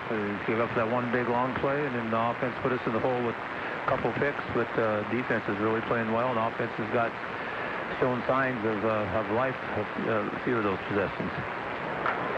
So at the end of the first half, it's Harlan 14, Carroll 6. Terry and I will step away and be right back with the Roselle Mutual Insurance halftime show. This is Mark Thompson from Motor Inn of Carroll. From bump set spike to the crack of the bats, we love our high school sports. and we love the opportunity to support our local schools, athletes, coaches, and parents. Through the hard work of our kids, we get the enjoyment of watching and listening to their activities. Other life lessons like teamwork and citizenship help create outstanding young women and men that we're so proud to sponsor. Good luck to all of our local sports teams from Motor Inn of Carroll. Ensuring what's important to you, Roselle Mutual. At Roselle Mutual, we know the value of working together and believe that hard work pays off. Hi, this is Kelly Danner. We partner with Grinnell Mutual to provide insurance protection you need now from people you know will be there when you need them most. We wish all of our athletes this season good luck. Practice today, achieves victory tomorrow. Ensuring what's important to you, Roselle Mutual. Sometimes we just prefer to take our rebuild needs into our own hands. Hi, this is Brian with Quant Auto Salvage. Our U-Bolt is now running with extended hours. We are now open for the season on Saturday from 8 to noon. Add to our weekly schedule from 8 to 5, and Quant U-Bolt has you covered. Going on 3 years running, we are always updating our inventory to fulfill your used parts needs. Cars, trucks, mowers, ATVs, and even vintage cars. You name it, we got it. U-Bolt. Stop by our location on Kitty Hawk Avenue or check out our Facebook page for more information. Got that new home edition and you're keeping it covered. Brad, I can help with coverages. Man-to-man coverage, zone coverage, combo coverage. I don't know, Peyton. I was thinking the types of coverages that your nationwide agent offers. Oh, like home, auto, business, life, farm, boat, your tour bus. Product availability varies by state, agent, and other factors. Nationwide Mutual Insurance Company, Columbus, Ohio. Give us a call at Gredeman & Associates, 792-5050. Nationwide is on your side.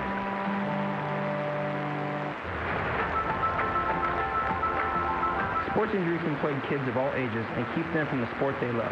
If injury is keeping your athlete out of the game, let me, Steve Shavel, Director of Sports Performance, or one of our trained rehab professionals at St. Anthony Rehab Services treat the injury and offer prevention and education advice to prevent the injury from reoccurring. Call St. Anthony Rehab Services today at 794-5000.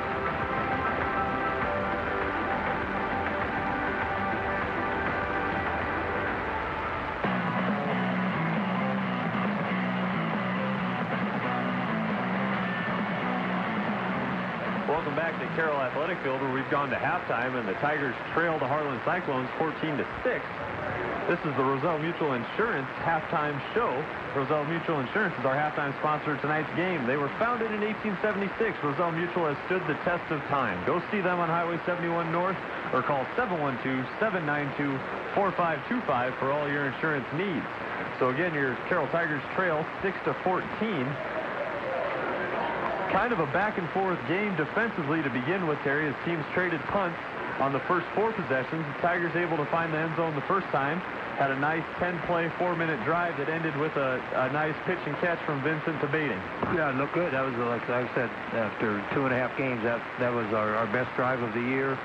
A mixed up run and pass, and Colby Vincent did a nice job finding open receivers. We started off with a nice pass play to Jace Pettit to get us out of a third or a second long situation, and got us where we could put the ball up with one-on-one, and the defender fell down, and Bating made the catch and went in the end zone. Unfortunately, we weren't able to handle the snap on the extra point, but we looked good, and the defense, at that time, the defense was, I think, really was frustrating the Harlan's offense, and Harlan hadn't been able to really do a whole lot. Yeah, after the scoring drive there by the Tigers, the Harlan Cyclones took over on their own 21, and 4 plays were forced to punt. Tigers then punted on their ensuing possession, and gave the Cyclones a little bit of a short field. Harlan took over on the 49, and 3 plays later, they're finding the end zone, a nice little halfback go route from Mulligan to Scheckinger, and you called it from the get-go. Yeah, and that's a play Harlan's loved for a long time. And they have so many good receivers, and you got to cover the 4 receivers on the outside. And so if you're covering man-to-man, that takes care of your corners and a safety and 1 outside linebacker. Then you're left with a linebacker covering backs out of the backfield. Sometimes communication, you kind of forget or get lost on who's supposed to take Scheckinger or any back coming out. And Scheckinger just went in motion to the right side, went almost to the sidelines, and went down the field, and nobody picked him up, and Mulligan threw him a strike, and he was able to sprint into the end zone to at that time tied the score. Yeah, point after attempt was good, so Harlan took the lead 7-6 there in the second quarter. Ensuing Tiger possession only lasted 2 plays as the Cyclones were able to step in front of the Colby Vincent pass and to come up with the interception, but then the Tiger D stood stiff as they were backed up against the goal line. Harlan took over on the 32-yard line of Carroll, and 5 plays later was forced to punt. Yeah, and then helped by a holding penalty. First play, Harlan tried to an end-around play, and the Tigers' defense was ready for it, and one of the receivers for Harlan got caught holding, so it backed Harlan up, and they weren't able to get a first down, so that possession defense did a good job holding them. Tigers unable to capitalize on the momentum from the defensive stop, as again 2 plays into their next drive, another interception was thrown as the Harlan secondary really swarming and hawking to the ball as it floats there over the Tiger receivers, and 4 plays later, 4 doses of Schechinger, and he found the end zone for his first rushing touchdown of the evening. Yeah, and both of those picks, Colby threw them, but the big thing there is he had a lot of pressure. Yes. Wasn't able to step up and get a lot on it to throw, and the second one he threw probably before he wanted to. Had Pettit open down the sideline, underthrew it.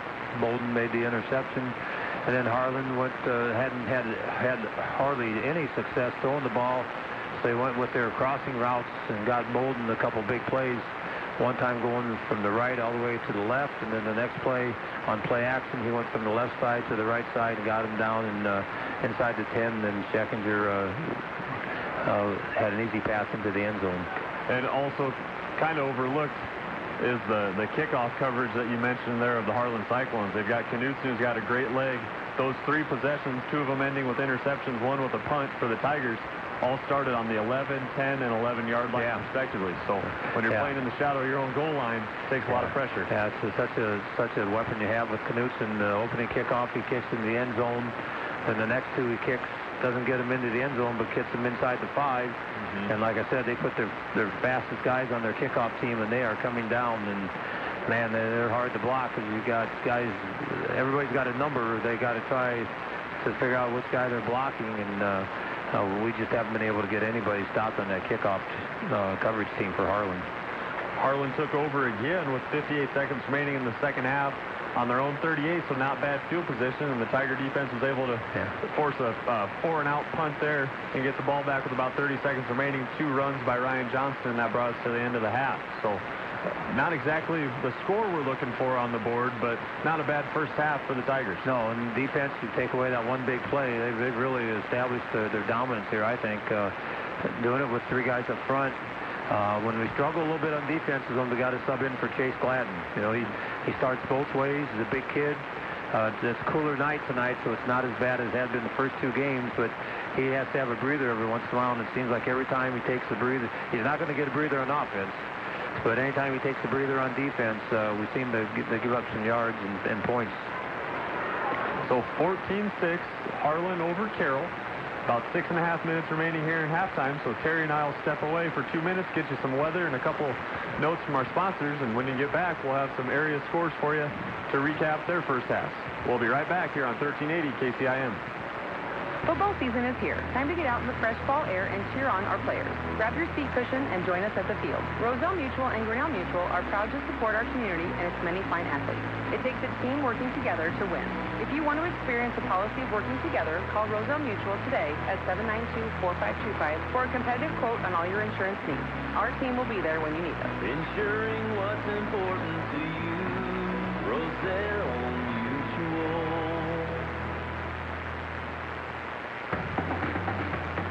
Even if it's been years since you graduated, your college team is your team for life. Well, you can have a Farm Bureau agent for life, and auto, and home, and business insurance. Imagine that. One insurance agent for everything. It's that simple. So get a Farm Bureau agent for life. Contact Ryan Cook or Jeff Dentlinger at 712-792-9296. It's your future. Let's protect it. Day Dave to Lawn and Garden. If you go to a big box store, do you wonder who's designing your kitchen? Dave to Plumbing. At Midwest Wholesale, our designers do one thing, create beautiful kitchens with Kitchens Plus by Birch Manufacturing. Whether you're remodeling or starting new, let the experts at Midwest Wholesale bring your dream kitchen to life. Dave, clean up on aisle 3. Stop by Midwest Wholesale today and find the perfect cabinetry for your home from Kitchens Plus by Birch Manufacturing. Midwest Wholesale, how you want it, where you want it, when you want it. We deliver 792-4581. Lights flickering, outlets not working, circuit breaker tripping? Hi, it's Tessie at Grease Company. Grease Company specializes in new and existing commercial, industrial, and residential electrical service, and our licensed electricians have extensive knowledge and training.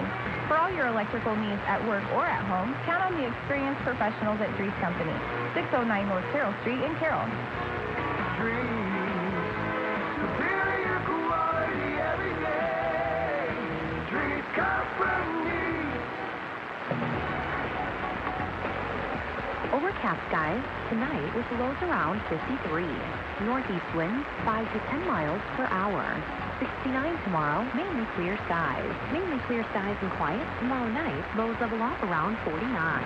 Mainly sunny skies and calm Sunday with daytime highs approaching 72. 77 Monday. From the Weatherology Weather Center, I'm meteorologist Jennifer Wojcicki on your Classic Hit Station 1380 KCIM. Currently, it's 59.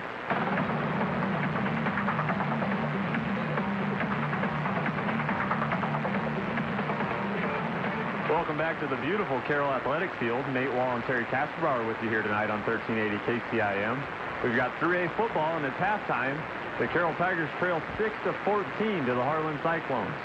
Get you some local area scores here for you during our halftime. Down in Glenwood, Kemper traveled down there tonight. They currently lead Glenwood 3-0 at halftime. Remember, that ball game is being played at Lewis Central due to some poor field conditions. Greene County playing Sadell. They're up big 35-0 at the half as the 2-0 Greene County Rams continue to keep their season rolling. The Arweeva Rockets, they lead West Bend Mallard Wolverines 24-8. And down in Manning at the end of the third quarter, South Central Calhoun up big over the IKM Manning Wolves, 32-0. The Carroll High Marching Band here finishing up their halftime show. 3 minutes remaining in the first half. Terry and I are going to step away, and we'll be back with second half action right after this. You finally made the decision to put new windows in your home. Which one should you get? Casement, double hung, awning? What's the difference between a wooden window and an aluminum clad window? What the heck is solar heat gain and UV rays? Do you need to worry about that too? Carroll Lumber has the answer to all your questions. Sierra Pacific Windows. Stop into Carroll Lumber and let them explain why Sierra Pacific windows are the best in the industry. Sierra Pacific, windows that never compromise. Available now at Wall Lake, Lakeview, Potable, and Carroll Lumber. You love your home. Oh, why won't this window open? Well, maybe not all of it. Come on, open! Especially not the outdated, inefficient windows. Fine. Let Brinks Exteriors help you add value and a beautiful finish to your home with new Provia windows made right here in the USA. Provia offers energy-efficient, custom home replacement windows in a number of popular styles. 792-4045. Our goal at McFarland Clinic Carroll is to provide accessible, high-quality care at each visit. From preventative care and chronic disease management to sports injuries and unexpected illnesses, McFarland Clinic is the go-to place for all your health care needs. McFarland Urgent Care offers extended hours Monday through Friday from 7 a.m. to 7 p.m. and Saturday and Sunday 9 a.m. to 5 p.m. Schedule appointments online at schedule.mcfarlandclinic.com or by calling 792-1500. McFarland Clinic, providing extraordinary care every day. Finding an experienced chiropractor that understands your changing health care needs can be difficult. At Stuppy Chiropractic, Dr. Mike Stuppy and Dr. Jack Janning are dedicated to understanding the source of your pain and providing you with the correct treatment. Dr. Stuppy and Dr. Janning will tailor a specific plan to meet your unique health and wellness goals so you can get back to doing what you love. Don't let pain slow you down. Call Stuppy Chiropractic today, 792-6026. Stuppy Chiropractic, providing superior health and balance through chiropractic care. Team Auto Group is a proud supporter of all area sports teams and athletes. It takes hard work and dedication to be part of a winning team. Let Team Auto Group's experienced collision, parts, service, and sales department be your winning team when it comes to maintaining your vehicle or purchasing a new one. Stop by and check out Team Auto Group's selection of Ford, Lincoln, Chrysler, Dodge, Jeep, Ram vehicles. Visit Team Auto Group on Highway 30 East in Denison, or visit their entire inventory online at teamauto-group.com. Team up today. Hi, this is Tigger at Tigger's Overhead Doors. We are excited now to be offering lifestyle garage screens. They're the most durable and versatile garage screen doors on the planet. They are fully retractable and spring-loaded, making opening and closing easy, and it works with your existing garage door. Imagine being able to entertain in bright, pest-free space. Call today, 712-830-3953 for more information on lifestyle garage screens.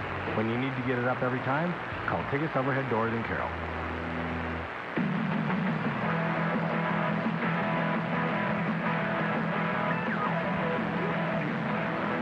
Back to halftime here at the Carroll Athletic Field. The Carroll Tigers trail the Harlan Cyclones 6-14. Nate Wall and Terry Kasperbauer with you tonight here on 1380 KCIM. I want to remind you to stay tuned after the game, where we'll have our Mackey Motors post-game show. That post-game is going to be brought to you by Mackey Motors in Lake City. Make sure you get down there to check out their new quick lube station and find new roads at Mackey Motors in Lake City.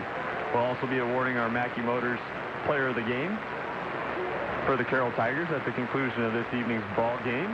And don't forget to tune into the Scoreboard Show, coming to you live from the Carroll Broadcasting station from 10 to midnight. I believe that's going to be Nathan Combs and Mark Spielmeyer. Mark Spielmeyer this evening. They'll be recapping area games, interviewing the coaches, and giving you all the knowledge you need to know here as we wrap up week 3 of the high school football season.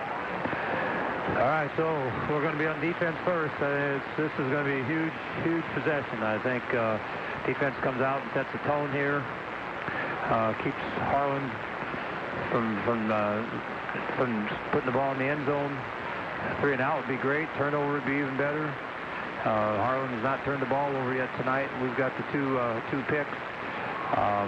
But the way the defense has been playing, as long as they don't give up a big play, Harlan really has not shown the ability to really put a big drive together against this defense. And you know, halftime those is for adjustments, so we'll see with Harlan if they've made any adjustments here, and if so, what we can do defensively to offset their changes.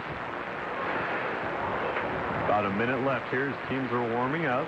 Like you said, cool night, nice to see as teams are able to stay fresh, especially with the Tigers playing, what do we count, 4 or 5 guys both ways? Yeah. And unfortunately, we do have a little depth to those positions. There's a lot of young kids. We got about, I think I counted 57 kids out, and 40 or 41 of them are sophomores, or over 40 of them are sophomores and juniors. And then we have some seniors who played the JV last year, so they're just getting into their 3rd game as a varsity starter. And that takes a while. So it's a big adjustment. JV to varsity is not easy, and you get a couple guys hurt. Torrey Feldman breaking his ankle. Haven't heard why, but Parker Clucky, who practiced Wednesday and looked fine Wednesday, is in street clothes tonight, so something must have happened either after I left Wednesday when they were finishing up, or in practice yesterday that doesn't allow him to play tonight. But since it's cooler, we've been rotating 3 guys at the 2 defensive end spots. Right now, Mason Houghton and Isaiah Bating have been playing the whole game there, but the weather is not a factor. And you can hear these middle school kids right in front of us. The new student section located right in the middle of the field, and man, do they keep everybody on their toes and the bleachers rattling. Kicks away from New. Going to be fielded at the 5-yard line by Sears. Sears working the far side, right to left on your radio. Working out the far side across the 20, going to be drugged down.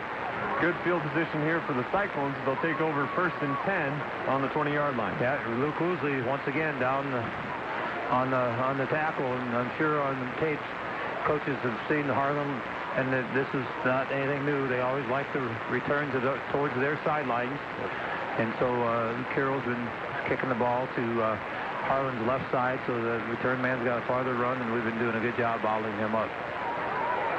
Munson's going to sprint out to the left. Mulligan under center, 2 backs behind him. Steers to the right. 1st and 10 on the 21.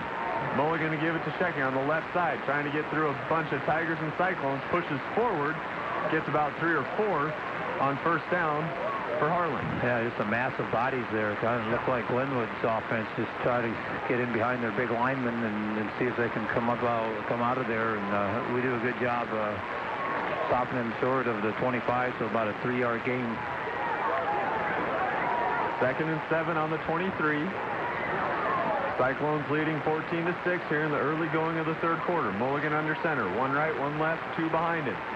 Tigers show blitz. That's Woosley. Now checking on the left side where Woosley just blitzed from. Cross the 25, shakes one off, working to the 30, down to the 31.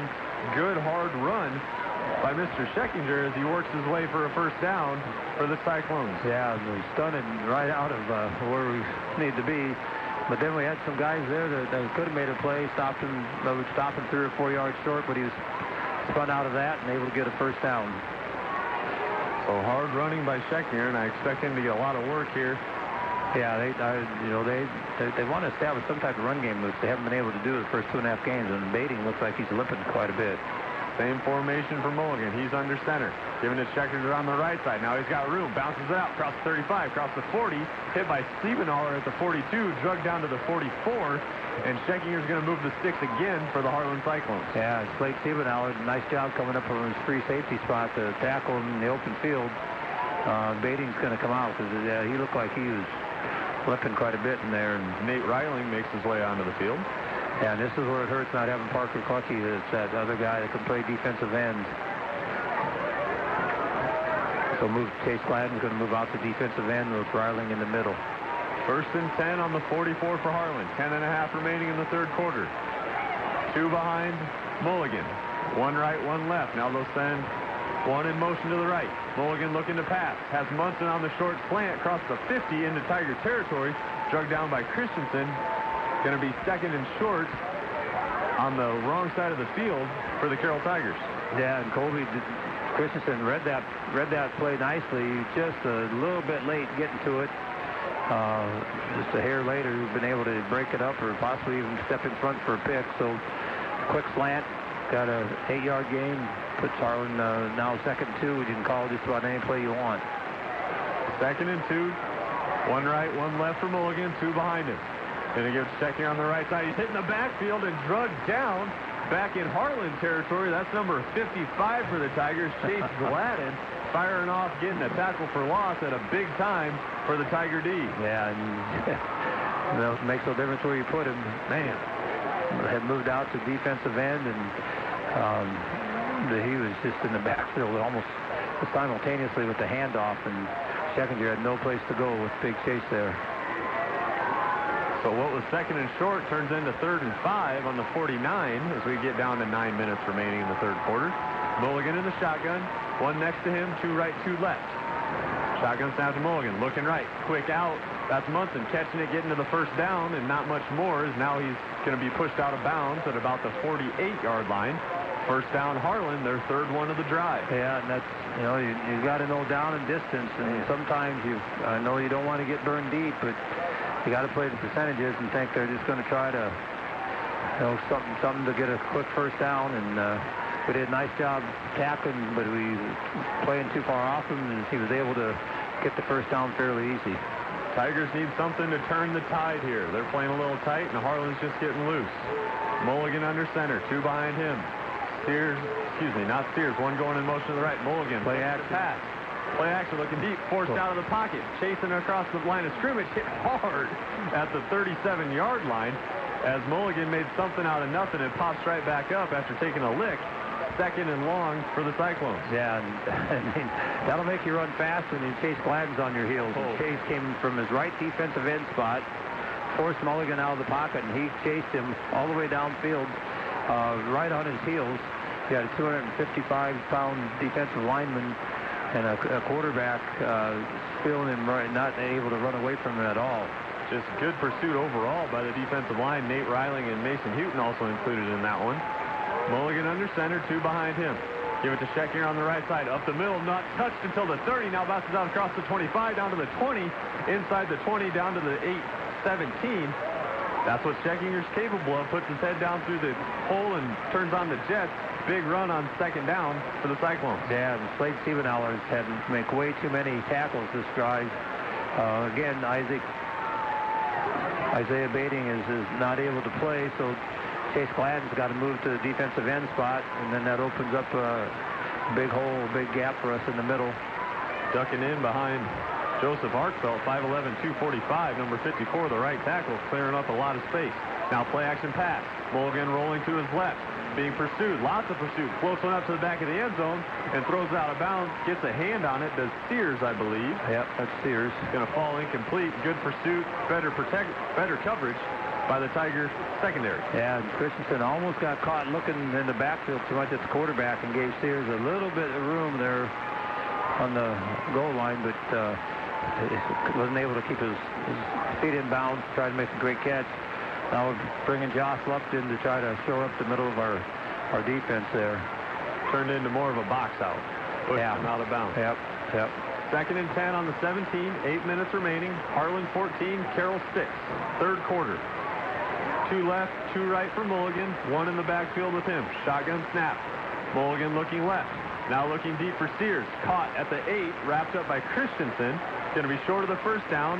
Third down forthcoming here for the Cyclones. Yeah, that's a good timing route. Mulligan threw the pass just when he had to. Sears made a nice job coming to it, and Colby had pretty good coverage. Just a hair late again. That's just good execution. That's good defense, but better execution by the offense. When the Tiger front line can disrupt that timing, get pressure, make Mulligan double pump, that's when they're successful. Yeah. That doesn't happen. He's too good a quarterback to let him stand and make a play.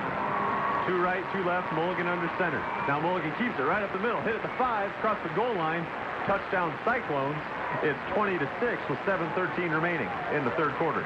Yeah, they realized where we're short up front with having to move Chase Gladden to a defensive end spot. Leaves us pretty vulnerable in the middle of the defense, and Harlan's taking advantage of that. So Mulligan with the keeper makes it 20-6. As the point after attempt is coming from Knutson. 7:13 remaining in the third quarter.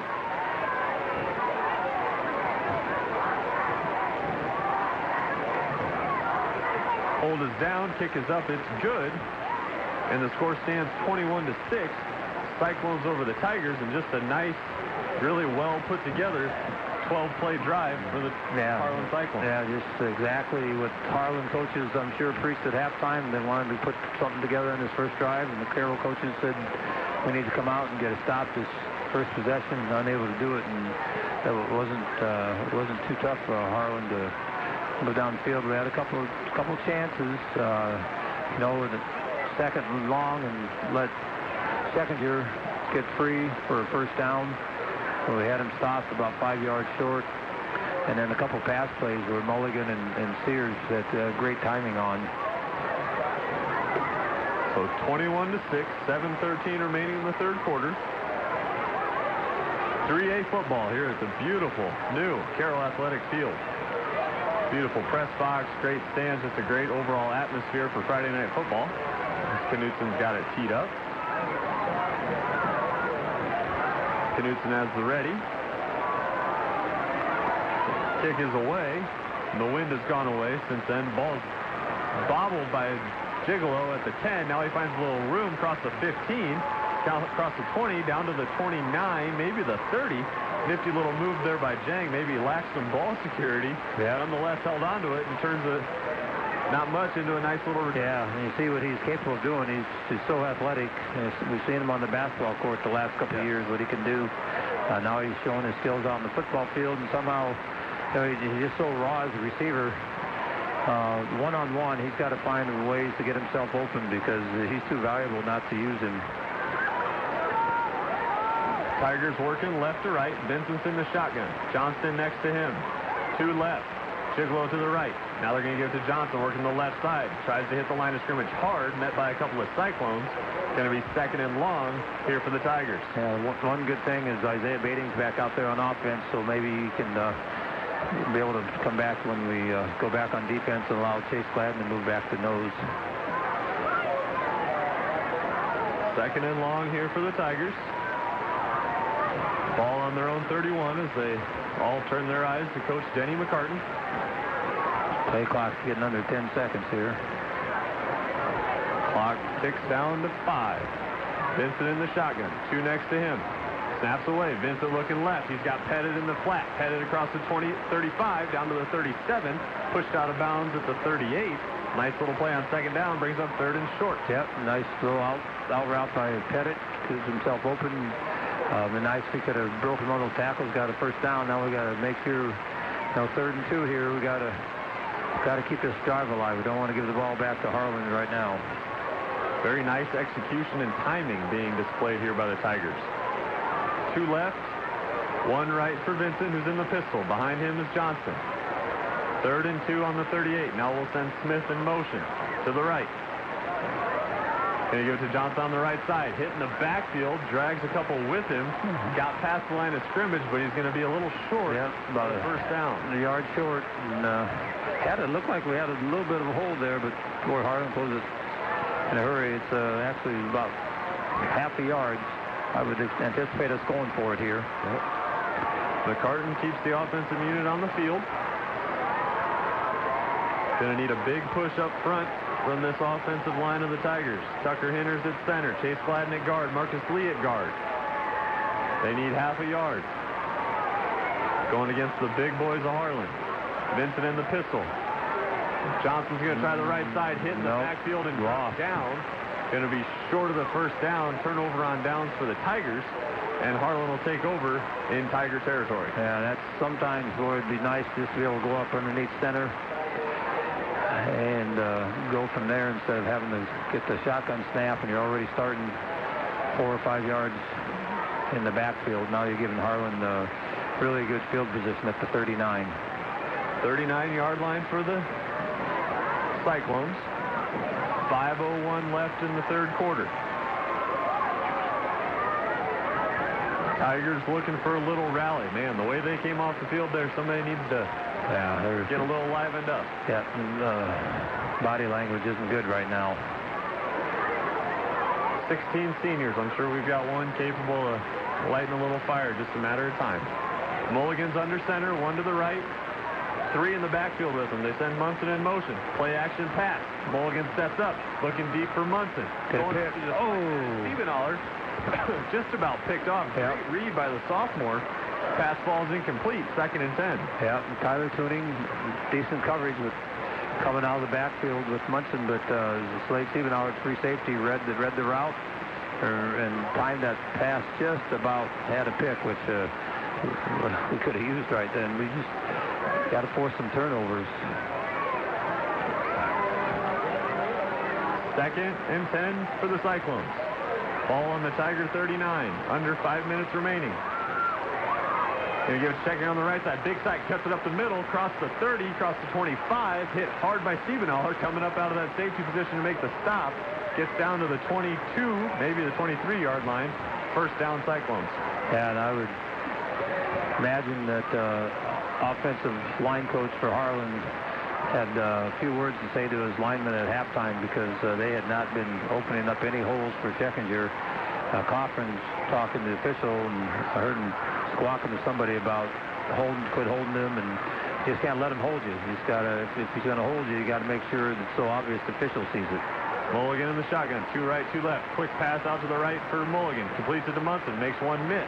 Gets out of bounds at the 5. Going to be 2nd and short here for the Cyclones. Yeah, again, just a quick out route. Tuning got there, not able to make the tackle, and so Munson turned a 3-yard gain to about an 8-yard gain. 2nd and 3. Ball on the Tiger 15. Tigers need a stop. Mulligan under center, 2 behind him. Scheckinger's the up back. Scheckinger gets on the left, not touched. Across the 10 to the 5, carries a couple Tigers with him into the end zone, and Scheckinger finds pay dirt for the 3rd time this evening. Yeah, Tiger defense is just exhausted. They've been on the field almost this whole second half. Offense got to find a way to help them out and hold on to the ball and get some first downs and put a drive together, and this is going to get out of hand in a hurry. 27-6 as it stands. Cyclones over Tigers, 4:16 remaining in the third quarter. Cyclones set up in their typical swinging gate. Nothing going there.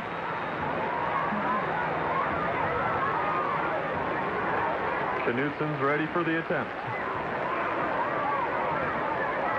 Ball is down, kick is up and good. And now it's 27-6. Cyclones over Tigers with 28-6. Cyclones over the Tigers with 4:16 remaining here in the third quarter. Yeah, it's not the way you want to come out second half. Harlan's come out and really established dominance up front, offensively and defensively, and right now they've taken complete control of this game, and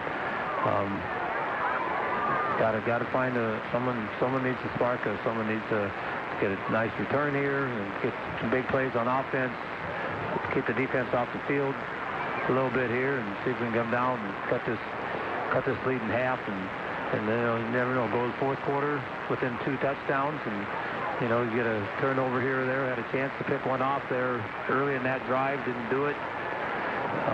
So now it's up to the offense to put something together. 28-6 is the score here in Carroll. Cyclones over Tigers. Knutson with the approach. Kick is away. Line drive kick. Going to bounce at about the 11. Better get it. It's a live ball. Not picked up. Live ball by Dawson Edwards. Going to get to the 10 and go down. That ball bounced at about the 11 and then died at the 1 like a Terry Casper Bauer chip shot. Yeah, right. Up and died. Jeez. Yeah, Tigers in a tough position. Jang thought about going to catch it, and I think he thought it was going to hit and go out of bounds. Well, it didn't. A great job by Knutson kicking it where nobody's lined up, and Edwards is smart thing picking the ball up. He had nowhere to run, just barely got out past the 10-yard line. Kind of a line drive sideways kick. Just good placement overall. Vincent in the shotgun. He's got 3 left and baiting to the right. Johnson in the backfield with him. Vincent going to run the option. Pitch to Johnson at the 5. Falls forward. Going to lose a couple on that one. There's nothing going as the Cyclones were quick to pursue. Yeah. And get a tackle for loss. Is that Bolden that came up quick from his safety spot? Yeah. So. Yep.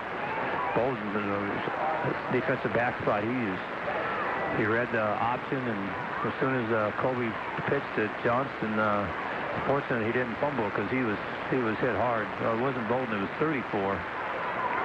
That was Owens, linebacker. John Owens, yep.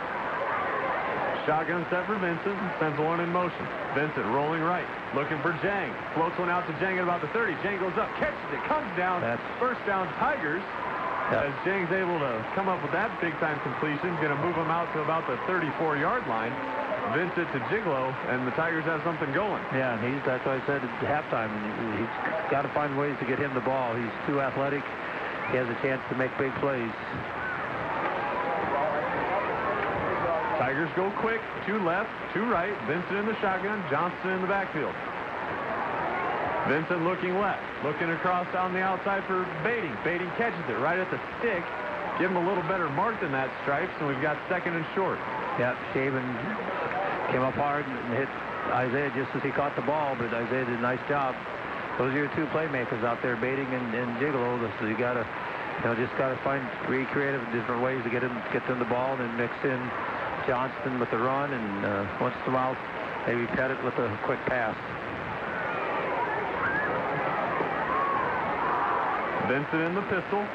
Gigolo to the left. 1 right for Colby. Going to give it to Johnson, trying the right side. Nothing going as there's more Cyclones in the backfield than Tigers. Ryan does his best to get back to the original line of scrimmage. Nothing more. 3rd down. Yeah, we just can't get any movement up front. Harlan's defensive line is mauling our offensive line at the moment. But the only time we get any positives is if we trap or pull guard on a power play. We just can't run any straight dives right at him. 2 left, 1 right for Vincent. Johnson in the backfield. Shotgun snap. Vincent looking left across the middle for Cade Sable. Ball tipped.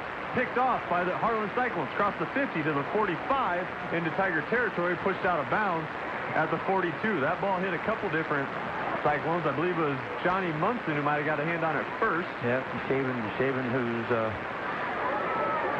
leading tackler coming into the game for Harlan. I was Johnny on the spot there, just a little tip drill. Defensive backs work on it all the time, and you know, Kobe wanted to go on the out route first, and then decided to try to go with the slant.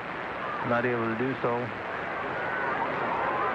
1:56 remaining in the third quarter. Harlan takes over on the Tiger 42. They've capitalized on the other turnovers. Let's see what they do with this one. Yeah. Tigers need a stop in the worst way. Yeah, I think there's probably something here. They're going to try to go deep right off the bat, try to put the nail in the coffin here early if they can. I want to thank everybody for tuning in tonight, whether you're streaming or you're listening to us on the AM station here at KCIM 1380. Nate Wall and Terry Casperbar with you. I have it on good authority that it is somebody's birthday. Mr. Joe Nace celebrating the birthday this evening. So happy birthday, Joe. Thanks for listening. Mulligan under center. Two behind him. Scheckinger the up back. Scheckinger on the left side. Working across the middle. Not much there. Tigers good pursuit. Going to fall forward to the 40. Second and long here for the Cyclones. Yep. Harlan's found what they like in that counter tray play, and unfortunately the Tigers did a good job. Got to have a lot of pursuit to the ball. Cochran and Tuning both coming from the opposite, from the backside, able to put the stop after 2 yards. Second and 8 here for the Cyclones. Mulligan under center. Scheckinger the up back. Sears right. Munson left. Play action pass. Looking for Munson down the middle. He gets behind the secondary, and Munson's going to catch it at the 20 and make his way into the end zone. Munson did a good job of slipping past Christensen and then behind the free safety, Stiebenaller. Yep. Easy pitch and catch for 6. And Stiebenaller slipped. He read it a little bit late, but he tried to come up and make a play and fell, and Mulligan's got a good strong arm there, put it right on the dot, right on the button, and easy touchdown. Mulligan to Munson for the touchdown. Score stands 34-6. Point after attempt coming for the Cyclones.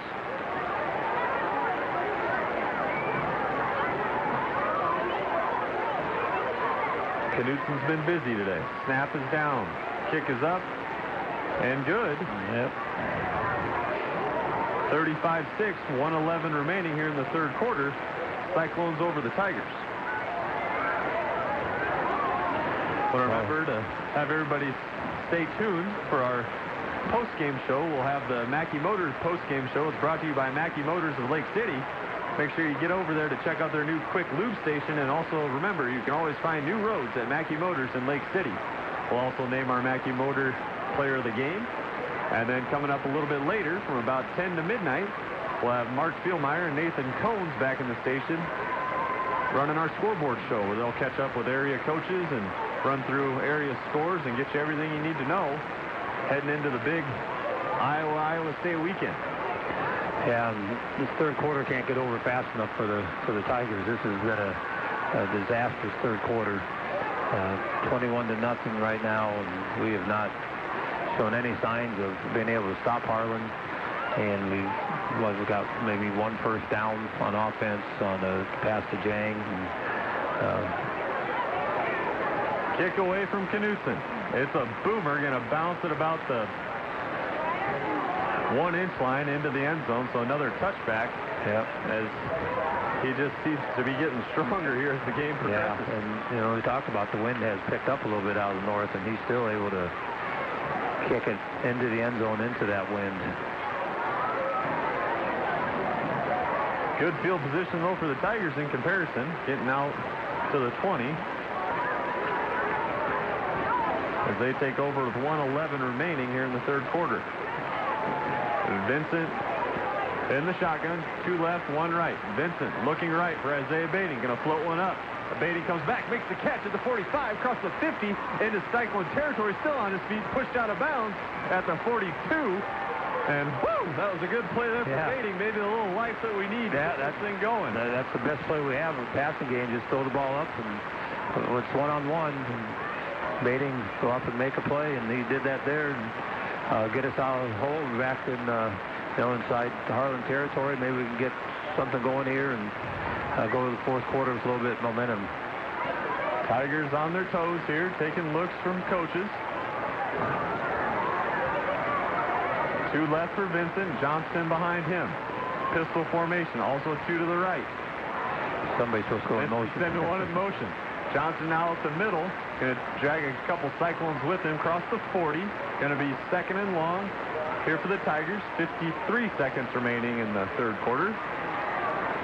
Just trying to keep something going. A little bit of momentum. Yeah. No, a little bit Isaiah, of excitement. after his catch, he came out and he's trying to do some stretches. Look like maybe he's got some quad or maybe hip issues down there, trying to get some stretching going. And shotgun snap for Vincent. 2 left, 2 right. Vincent looking left. Looking for Gigolo. He's got him at the 30. Caught by Jang. First down. Pushed out of bounds. First down Tigers, as now they're working their way into that Cyclone territory. Yeah, nice route by Jang, just running about a 8 to 10 yard out route. Good timing. Kobe threw it where only Jang was able to catch it. Jang made a nice catch and another first down. Tigers getting their timing down here as they drive. 25 seconds remaining in the third quarter. 2 right, 2 to the short side on the left for Vincent. Johnston next to him. Now we'll send Pettit in motion to the left. Quick throw out to Christensen, trying to set up the wide receiver screen. Nothing going as he's snuffed out by number 34. That's John Owens again, been active from the linebacker position. Going to bring up 2nd and long for the Tigers. Yeah, and our right guard and right tackle just couldn't get out there fast enough to block Owens. He read the play right off the bat, and I think we're going to let the clock run out in the quarter. So as the third quarter comes to an end, the Tigers trail the Harlan Cyclones 35-6. Terry and I will be back for the fourth quarter here on 1380 KCIM right after this. Carroll Veterinary Clinic wants to remind you that flea and tick prevention will help keep your pet healthy and save you money and time in the long run. With routine prevention, flea and tick medication from the Carroll Vet Clinic will prevent your pet from picking up tapeworms and diseases that fleas and ticks carry, such as Lyme disease and tick paralysis. Don't let your pets get bitten by fleas, and the Carroll Vet Clinic has effective and safe flea products available for your furry friends. Visit the Carroll Veterinary Clinic today or call 792-4338 to schedule your pet. Football season is here, and the Market on 30 has everything you need for the tailgate everyone is talking about. Hi, it's Tim. Stop in today and stock up on brats, burgers, everyone's favorite chicken wings, and more. Don't forget, we also have paper products and desserts, including pre-baked sugar cookies to make your tailgate complete. Make your tailgate the talk of the day with the help of the Market on 30. Hours are Monday through Friday, 9 to 6. Saturdays 9 to 4, and Sundays from noon to 4. Located in the BP Plaza in Carroll. The Market on 30. Make us part of your weekly grocery shopping.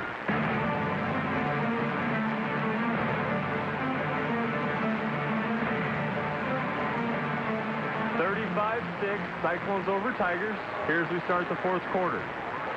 2nd and 11 for the Tigers on the 31 of the Cyclones.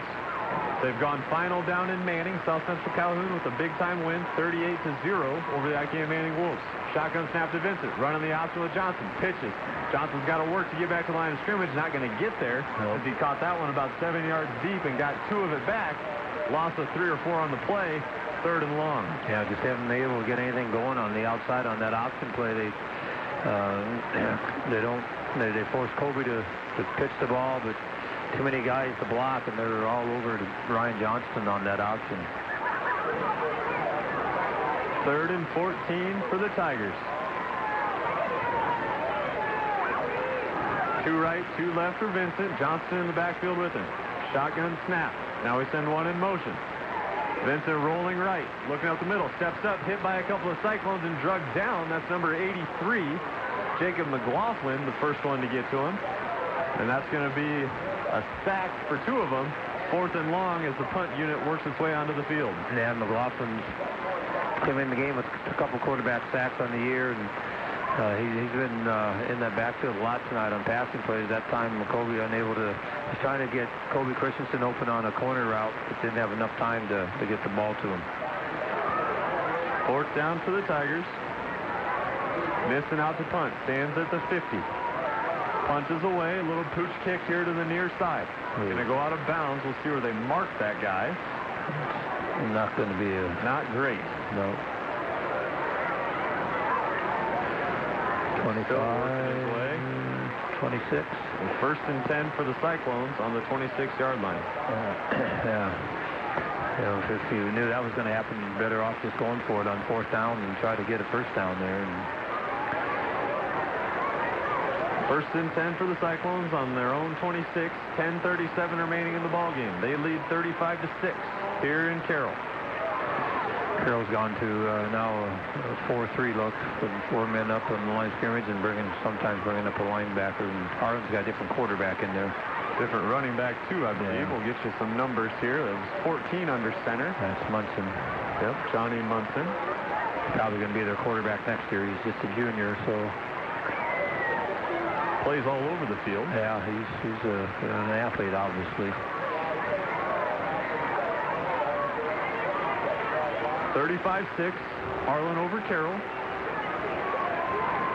Did you ever find out who 11 was? Have not. Player to be named later. Scheckinger still the up back. The give is to mystery man 11. He works across the 30, down to the 35. Smelling the first down marker, but not quite there. 3rd down for the Cyclones. Well, he can't be the Beaker kid. I haven't seen him, number 38, but he's listed at 6 foot 215. So obviously it's not him because this number 11's not anywhere close to that size. Not real sure. Munson under center, going to keep it himself. Going to get the first down and more. Shakes one off, across the 40. Down to the 41. Nice run by Johnny Munson to move the 6 for Harlan.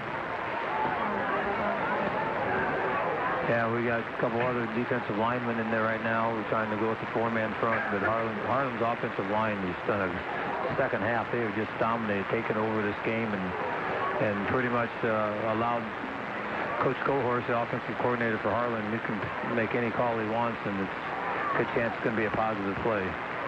Steers out right. One also left for Munson. Hand off to Scheckinger on the right side. Cross the 40, cross the 45, shakes one off. Gets drugged down by Slade Siebenthaler again. Active there out of the secondary. Going to bring up 2nd down at about the 48-yard line for the Cyclones. Yeah, again, calling Slade's number way too often here the second half, which means Baltier is getting into the secondary before he's getting tackled. 2nd and short on the 48 for the Cyclones. Munson going to be under center. Scheckinger the up back. One left, one right for him. Munson running the option of Scheckinger. Pitches to him. Across the 45, across the 50. Now into Tiger territory. Going to be pushed out of bounds. There's a flag on the play in the area of a chop, hold, yeah, flip. His official threw it from the sidelines out to the... We'll get the official word. As it stands, it'd be a first down for Harlan. The flag almost went to the hash mark. He's from the... It's now he's moving it back even farther. So...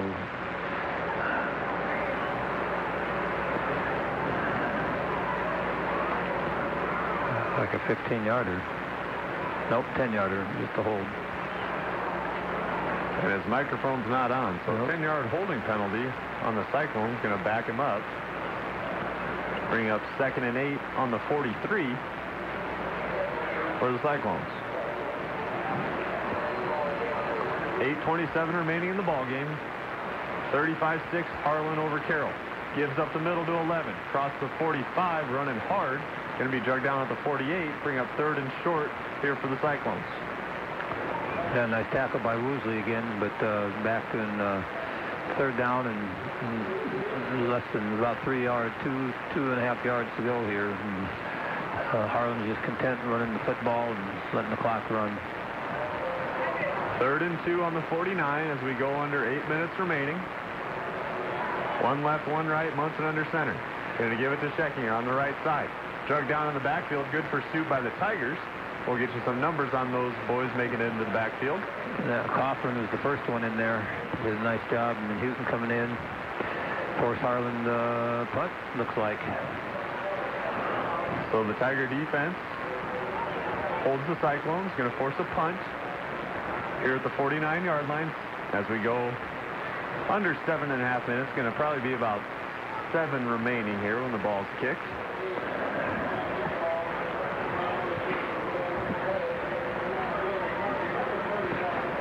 A little bit of motion there. Nothing caught, though. Knutson, good pressure. Punts away, and it's a beautiful one. Fair catch called for by Jang.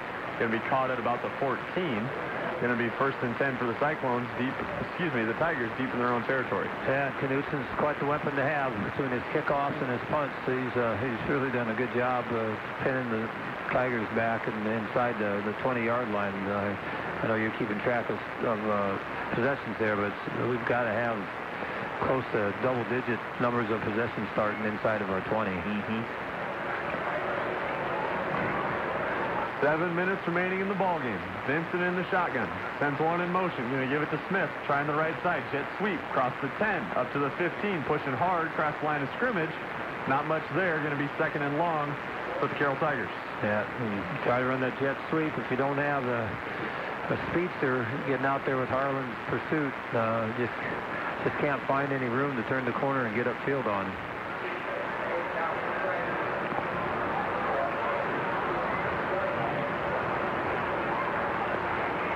Vincent going to be in the shotgun. He's got 2 to the near side. That's his left. 1 to the right. Tigers working from right to left. Vincent looking right. Going to go deep for Christensen, who ran out of bounds, works his way back in, able to come up with the catch, get the signal. Yes. Yep. Caught by Colby Christensen. Great play by the sophomore to come back in on that ball. Yep. Ball. 1st and 10 for the Tigers on the 42-yard line. Yep. Ball was underthrown. Defensive back kept running. Colby stopped and came back and made a nice diving catch before it hit the ground. Got us a big 1st down out across the 40. See if the Tigers can end this one on a high note as they've got something cooking. 2 left, 2 right for Vincent. Johnston in the backfield with him. Shotgun snap. Going to give to Johnson. Try the left side. There's some room. Good job, Ryan, shaking one off in the backfield across the line of scrimmage. Down to the 50. Nice run on 1st down for the Tigers. Yep, and I'm assuming Harlan's got some subs probably in there in defensive line, although I see McLaughlin and Wire. So they haven't subbed out. They haven't subbed out. They've subbed out a couple of their linebackers before, but they still have they have a couple new safeties in there. Shotgun snap to Vincent. Going to give it to Johnston again up the middle. He runs over 1, but 2 more take his place. It's going to be 3rd and short here for the Tigers as Ryan got about 1 on that play and made a couple people pay for it. Yeah, we just can't, 2nd and 2, 2nd and 3. It takes us 2, sometimes 3 plays to get those yards. We're just trying to run the regular dive is so hard against a line like this. You got McLaughlin and Wire sitting on the same side here. Looks like we're going to take a timeout. Timeout Tigers. They trail 35-6 with 5:14 remaining here in the 4th quarter. Terry and I will step away and be right back after this.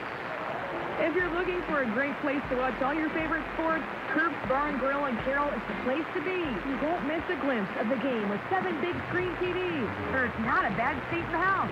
Stop in for lunch or dinner and enjoy their delicious hand-pounded breaded tenderloin or beef brisket sandwich. Make sure you try one of their tasty-made fresh homemade pizzas. Happy hour starts at 5 Monday through Friday night. Whether you want some great food or just sit back and relax with your friends, you've got it all. Kirk's Bar and Grill in Carroll, proud sponsors of all area athletes.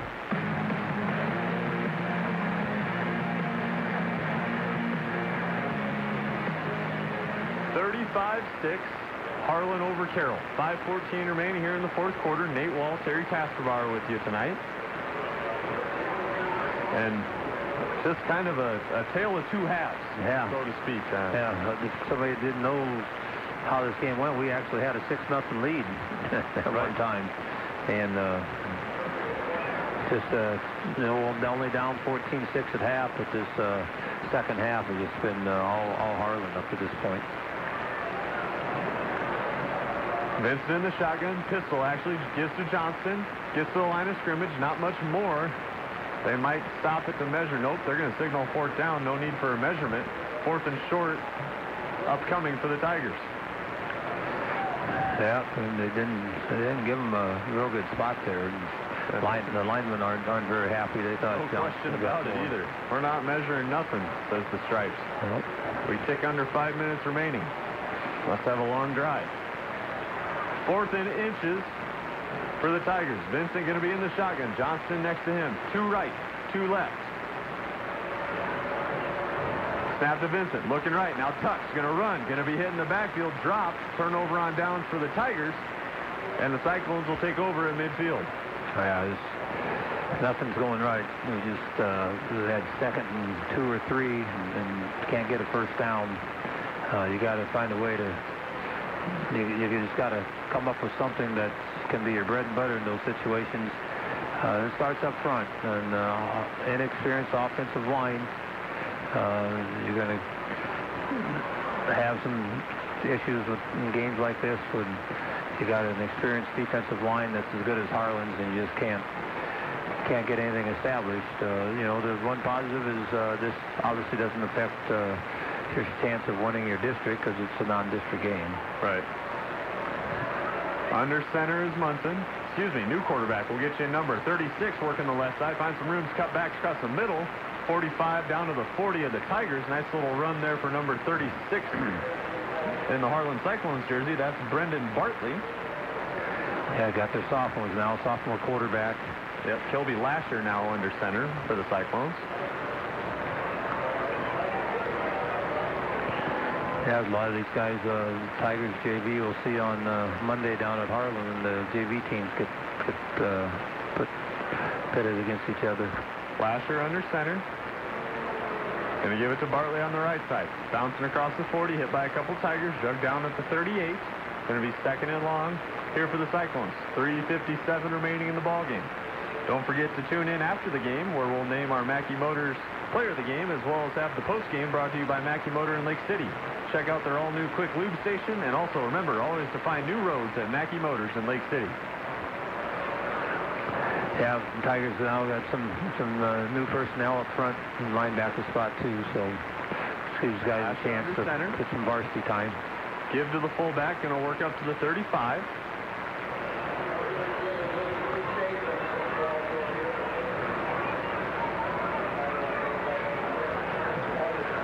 Third and long here for the Cyclones.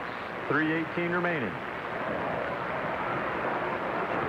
35-6. Cyclones over Tigers. Now as you mentioned, Tigers making some defensive substitutions. Yep, play clock down to 5 seconds here. But Harlan's going to be forced to take a timeout. Lasher has a no moment. Gets under center real quick. Going to keep it. Looked to pitch. Couldn't do it. Back to the line of scrimmage. Nothing else. 4th and 6 here for the Cyclones. Yeah, and I think he looked up at the play clock and realized, oh, crap, we got 1 second left here. And yeah, that's what I'm thinking. 4th and 5 here for the Cyclones. Looks like they're going to go for it. Yeah, I would anticipate another running play. Just eat up some time and give their JV kids some more opportunities to run a play. Lasher in the pistol. 2 backs back there with him. 1 left, 1 right. Lasher looking right. Going to throw it across the middle. Caught by 81. That's a first down for the Cyclones. And that's number 81, Cody Christensen, the 6'4 junior, getting in the book. First down Harlan with 2:11 remaining in the 4th quarter. Yeah, that shouldn't happen. He's got a 3rd and 5 or 4th and 5 play here. You got a chance to get some guys an opportunity to play some offense that don't get to play varsity very often, and then you don't get stopped. So now Harlan's just going to try to run out the clock here, I would think. And Lasher going to hand off to Bartley, working on the left side, find some room, cross the 20 down to the 15, drugged down finally at the 12-yard line, and these boys are running hard when they get their varsity chances. Yeah. First down Cyclones. Yeah, they get beat up in practice. That's what their job is, to be a scout team and they'll do the best they can, give the varsity guys a look and take their lumps in practice. And now they got a chance to get on the field and do some things and show the coaches what they can look forward to next year. Lasher in the shotgun. Oop, bobbles the snap. Ball's on the ground. We'll see who comes up with it. Looks like Tigers initially. And that is the signal. So fumbled shotgun snap there for the Cyclones, and the Tigers will take over with 1:21 remaining in the 4th quarter. Yeah, that's unfortunately that's the first turnover that we got, and unfortunately it came way too late. So now we're probably going to take a timeout, try to get regrouped here and see what team we want to put out there on offense. 1:21 remaining. Tigers take over on their own 12. And they will take a timeout. So Terry and I will step away. We'll be back for the final minute right after this. What 3 things will you never hear at Anytime Fitness in Carroll? Yeah, like, sure, you can stay on supper for an hour. What do I care? That's okay, Miss Smith. It's supposed to hurt. Are you kidding me? I have no idea how to use that arm workout thingy. At Anytime Fitness in Carroll, our staff will monitor and encourage you from the minute you walk in the door. Anytime Fitness in Carroll cares about your health, not your social life, your age, or even your fitness level. We guarantee you the best in personal health. Stop in to Anytime Fitness today or call 792-7791.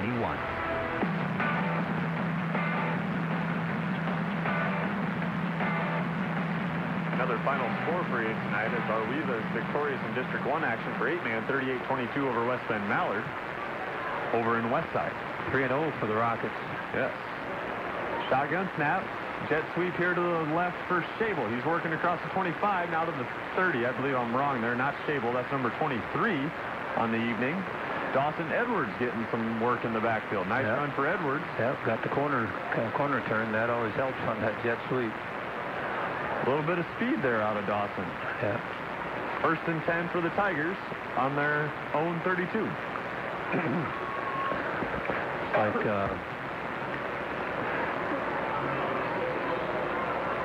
Shotgun snap bobbled now by the Tigers. Able to come up with it is number 16, the quarterback. That's Kellen Jones. Kellen Jones. Yep. He's going to be drugged down for a loss back at the 25 as we're going to get under a minute remaining here in the ballgame. 35-6 is the score. Harlan over Carroll.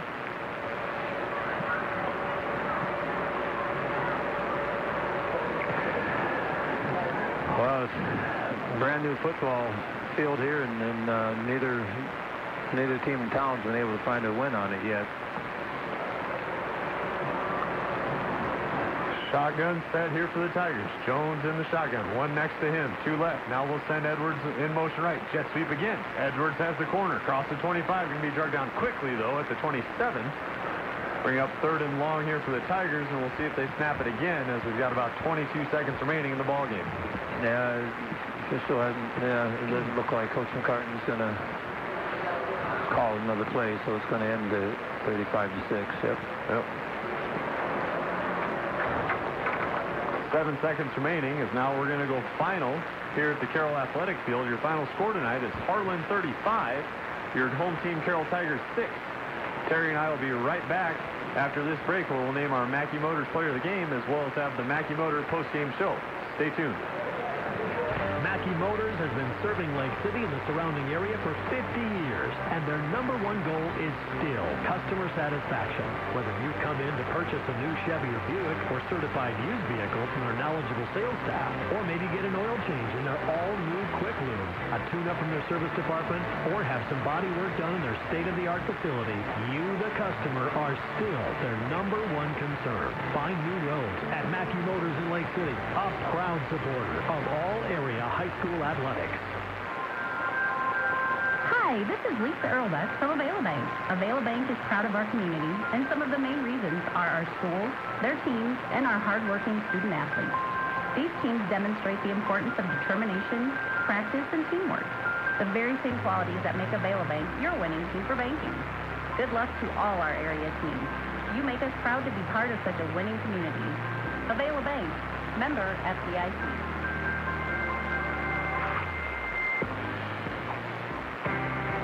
This is James with Jets Outdoor Power. Whether it's hitting the golf course, cruising the town, or transportation for event, Jets is your full-service golf cart headquarters. We carry 2-, 4-, and 6-person golf carts and have custom accessories for all, with sales and service on all